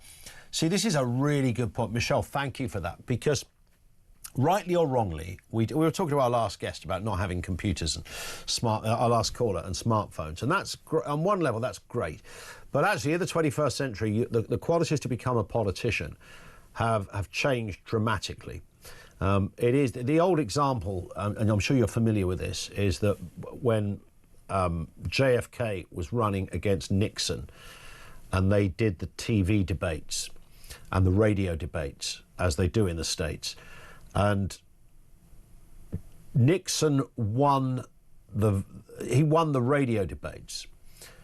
People listening on the radio thought Nixon sounded better, but people on television thought JFK sounded better. He was a good-looking guy, he was a great operator, good orator. When you put the whole package together, JFK came out better. And that really was the kind of start of, I don't want to call it personality politics, because it is much more than that, but you've got to have something about you. You know, Trump has something about him. Even critics of Trump, I keep saying this, you know, when he will stand there and talk about what is unacceptable and get angry and animated about injustices or things that are wrong or immovable, silly bits of policy that have been there for years, just get rid of them. You know, he's not going to stand the nonsense. It's that we don't get that. Starmer has none of that. He's literally, quite literally, bereft of all of that. I mean, think of it. He's a human rights lawyer as a thing. I don't say there's no comment on human rights lawyers, but human rights lawyers are a bit like accountants. You know, you never really meet an interesting one. And so, apologies to all accountants out there. So, given his background, you know, the idea that this man was going to be dynamite at the dispatch box or on the lectern at number 10 or giving a New Year's speech was never going to happen. So when Starmer talks about, I'm here, I have your back, etc., man alive, I mean, it's so woeful.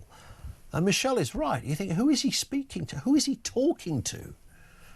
Who is he breaking bread with? What message is he trying to get across? It's not chiming with me, is it chiming with you? Does anyone sit there at home and go, oh, wow, I just heard Starmer's New Year's speech. Man alive, that was good. Anyone, any single person in the country say that? He's even responsible for the snow, apparently. Snow expected across much of the UK in a cold start to 2026 as Arctic air moves in. The Met Office has issued multiple yellow weather warnings for snow and ice covering large parts of England and Wales between midnight and noon on January the 2nd. Let's speak with Joe Wheeler, meteorologist with Square Raindrop. Joe, good morning to you. I tell you what, I came in this morning in the car and I'm sitting there. I'm not driving it, by the way. I'm in the back of the car. It's a taxi. Sounds like I had a chauffeur there for a second, doesn't it? It's just a taxi, and it's snowing. But of course, it's also wet, so it's not going to, land or lay or whatever the phrase is. But I am thinking to myself, it's January. It's meant to be cold. I'm not perturbed by that. In fact, I rather like it. Is that a normal disposition? I would say so, yes. I think what's been unusual this year is we've barely even seen a frost. And as you say, we've made it all the way through to January. Yeah. So a spell of cold weather very definitely on the cards. Lovely setup, high pressure out towards the west, low pressure to the east. And with the way the winds go round those two systems, that's forcing this northerly. It's brought this Arctic air and a strong northerly wind. Now, closest to the coasts, that's where you'll feel that significant wind chill. But right across the country, temperatures only 2 or 3 degrees Celsius. Now, of course, all the excitement overnight was because we had this little feature that ran down from Northern Ireland through Wales, the Midlands, and the southeast. In fact, just to the north of London, there was some really quite heavy snow this morning. And at one point, I think Luton, Gatwick and Heathrow were all below freezing with a few snow flurries. Great excitement, but unless you're out there with a camera, you probably missed it. And it was really as that feature made its way southwestwards, where it's still slightly milder because the cold air hasn't really got there yet, that there was a risk of ice early on in the day. Now, of course, ice is a natural wintry hazard, but you have to have something on the floor to freeze. True. Otherwise, ice isn't going to be a problem. So it's really where we have anything on the roads or the pavements which can ice up that we could see some fairly slippy conditions. Now, this cold weather, we've been waiting for it for a long time. And now it's like, how long is it going to stay? And really, it only takes for that high pressure out towards the west to nudge a little further towards Greenland. And it'll turn the winds to a northwesterly, allowing more mobile Atlantic weather in. Okay. Or if it nudges a little further east, it'll maintain these northerlies. So if we're looking at like a week ahead, is it likely to be pretty darn chilly out there for the next week?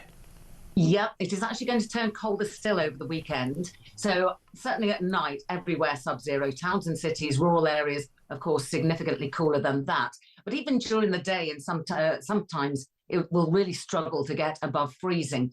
And then remember that any change to milder conditions is going to involve some kind of a rain belt coming in. And as that runs into the cold air, that could give us a fairly significant and widespread snow event. Now, I'm not picking a day right at the moment. It does look, or some models want to bring in some milder air on Tuesday with a rain belt, another on Thursday. But this is going to be a case of watching the forecast very carefully. Now, of course, we do have an amber warning out, which runs from midday today until midday tomorrow. It doesn't affect many of us, unless you're in Scotland for Hogmanay and haven't come back yet.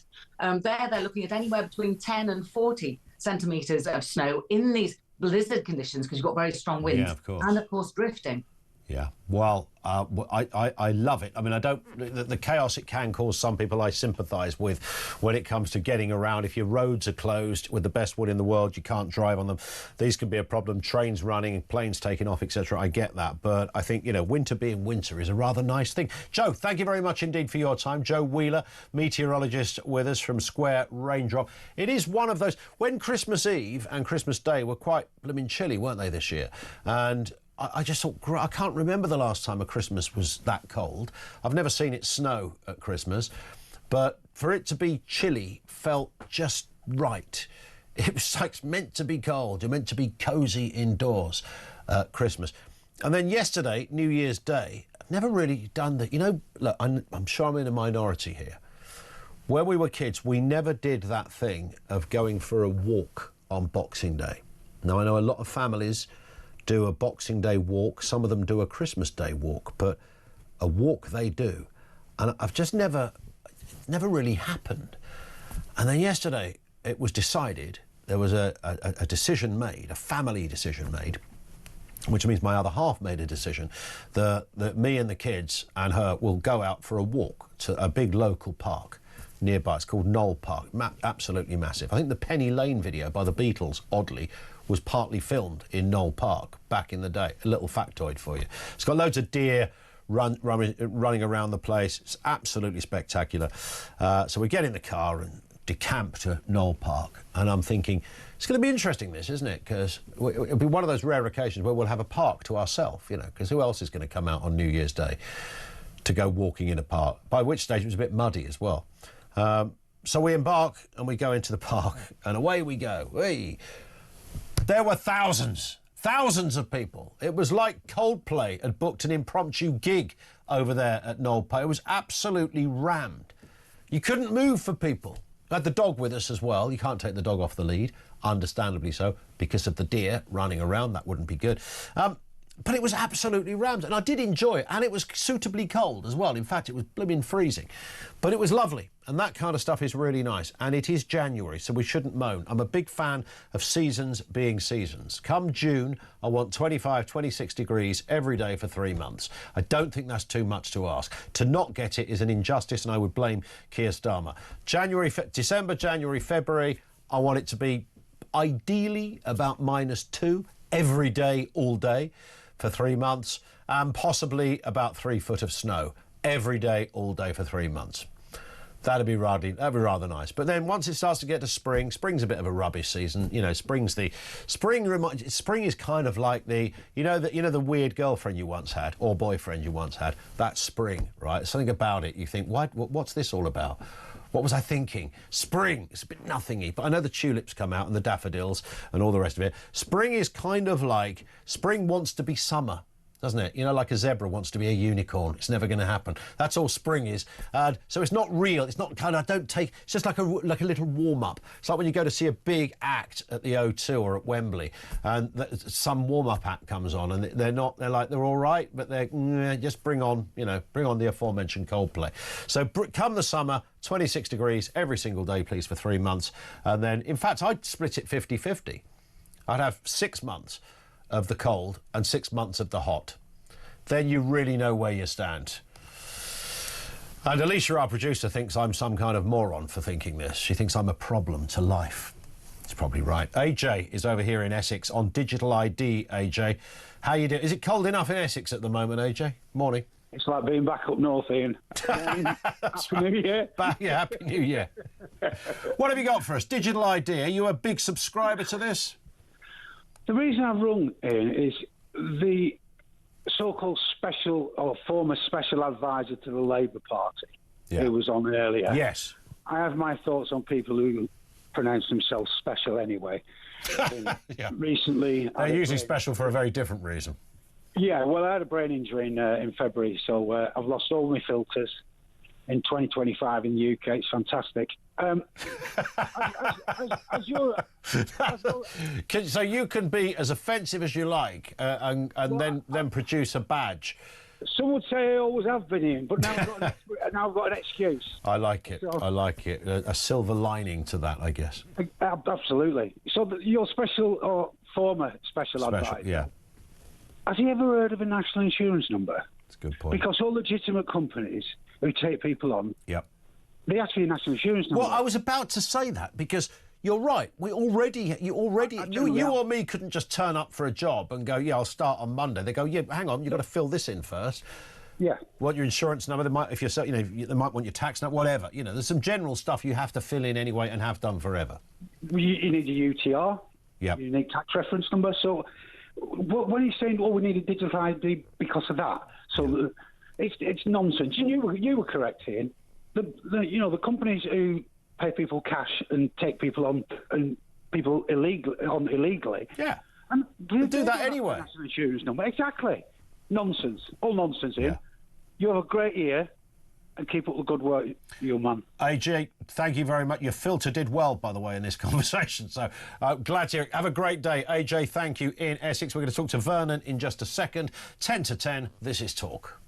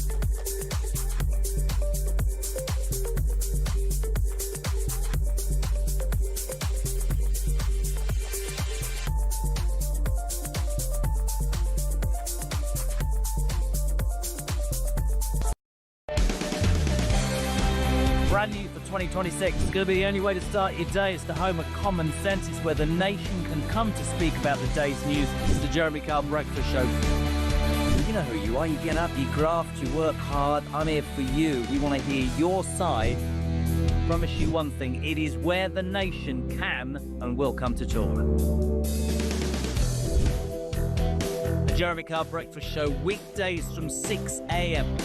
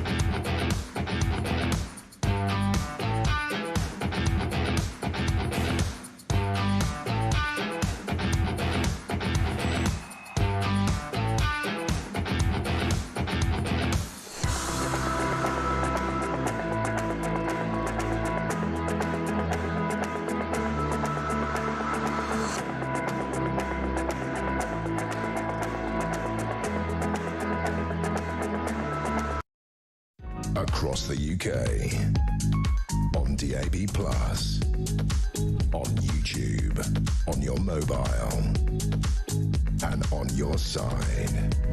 This is Talk. 5 to 10. Let's get some more coming in before Peter Cardwell pitches up with the big mid-morning show here on Talk. Vernon's in Staffordshire. On that issue of digital ID, Vernon, what have you got for us? It's balderdash, Ian. Yeah. Absolute balderdash. It's such a great word, oft underused word, isn't it? Balderdash. I think we should use it more often. Everyone runs for the hills as soon as you mention the B word. Yeah, what's he going to say? Oh, yeah, no, balderdash. That's fine. Perfectly fine. The long and the short of it is, Ian, if anybody wanted to know what governments are like, just wind back the clock to COVID. Yeah. COVID, they lied to us. And in that instance, it was the Conservatives. And now Labour are openly lying to us. Did they lie, Vernon, or were they just rubbish? Or were they just hopeless? They deliberately lied. You know, you've got these so-called model experts. 500,000 people were going to die. I love a modelling expert. They're always it's a definition of madness. I can't remember who that fella, what that fella's name was, but we're probably thinking of the same guy, Vernon. That we are, yes. It was the one that did the TB modelling as well. That we were going to all manner of horrendous things were going to happen. I think he crossed over county lines for a bit of romance. I think that was a gentleman. Yeah. Whilst we were at home. But honestly, the long and the short of it is that since Keir Starmer has come into power, lying has become a daily occurrence. And the worst thing about it is, because I've always thought politicians lie, but now it's okay to lie.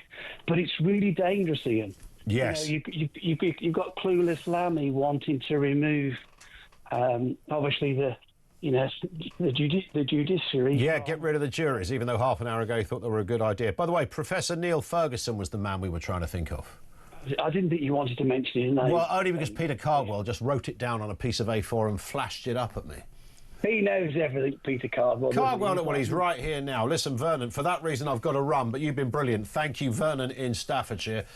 It was Ferguson. It was. I only remember it because for a while, I called myself the Professor Neil Ferguson of political prediction. You make these big, bold claims, say, yeah, this is definitely going to happen, and then none of it happens. Then none of it happens? Yeah, none of it happens. It was a TB thing, wasn't it, that he was previously involved in? Oh, was it? Okay. I know there's certainly a lot around COVID where he's like, this many people will die, and then they didn't. What it is, okay, he's kind of like, when you give a kid Lego and say, build a tower. Yes. They just can't stop building it, so they just build the biggest one they can. It's one brick after another. There's no physics involved. There's no obvious construction considerations as you normally would when you're erecting a building of substantial height. They just keep doing it and making it bigger. And I think that's what Ferguson's like with a graph. He builds one and he goes, I want it there. And they go, no, it's there, Neil. Look, that's where the graph is, just down there. But I want it there. And I think he just wants it up there. And that's his... that's his position in life, really. Oh, Ian. It's been a morning of unfortunate phraseology. You walked into that one. And none of it has been deliberately kind of Sid James and Kenneth Williams carry on. Speaking of modelling, do you know that Apple TV have done a big series? Samantha Fox is back. Yeah, well, they've done a big series about like the ultimate supermodels, and Christy Turlington, who's 55 today, by the way, is in there. And I just think, where's my phone call? You know, where's your phone call? Were you rung about it? You know, to be featured. Yes, but I was rung by Farmers Weekly, so that was the problem. See? Right, it was the wrong kind of modelling. Yes, it's kind of interesting what or who passes as a model these days. There's that fella. I tell you what I really like, OK.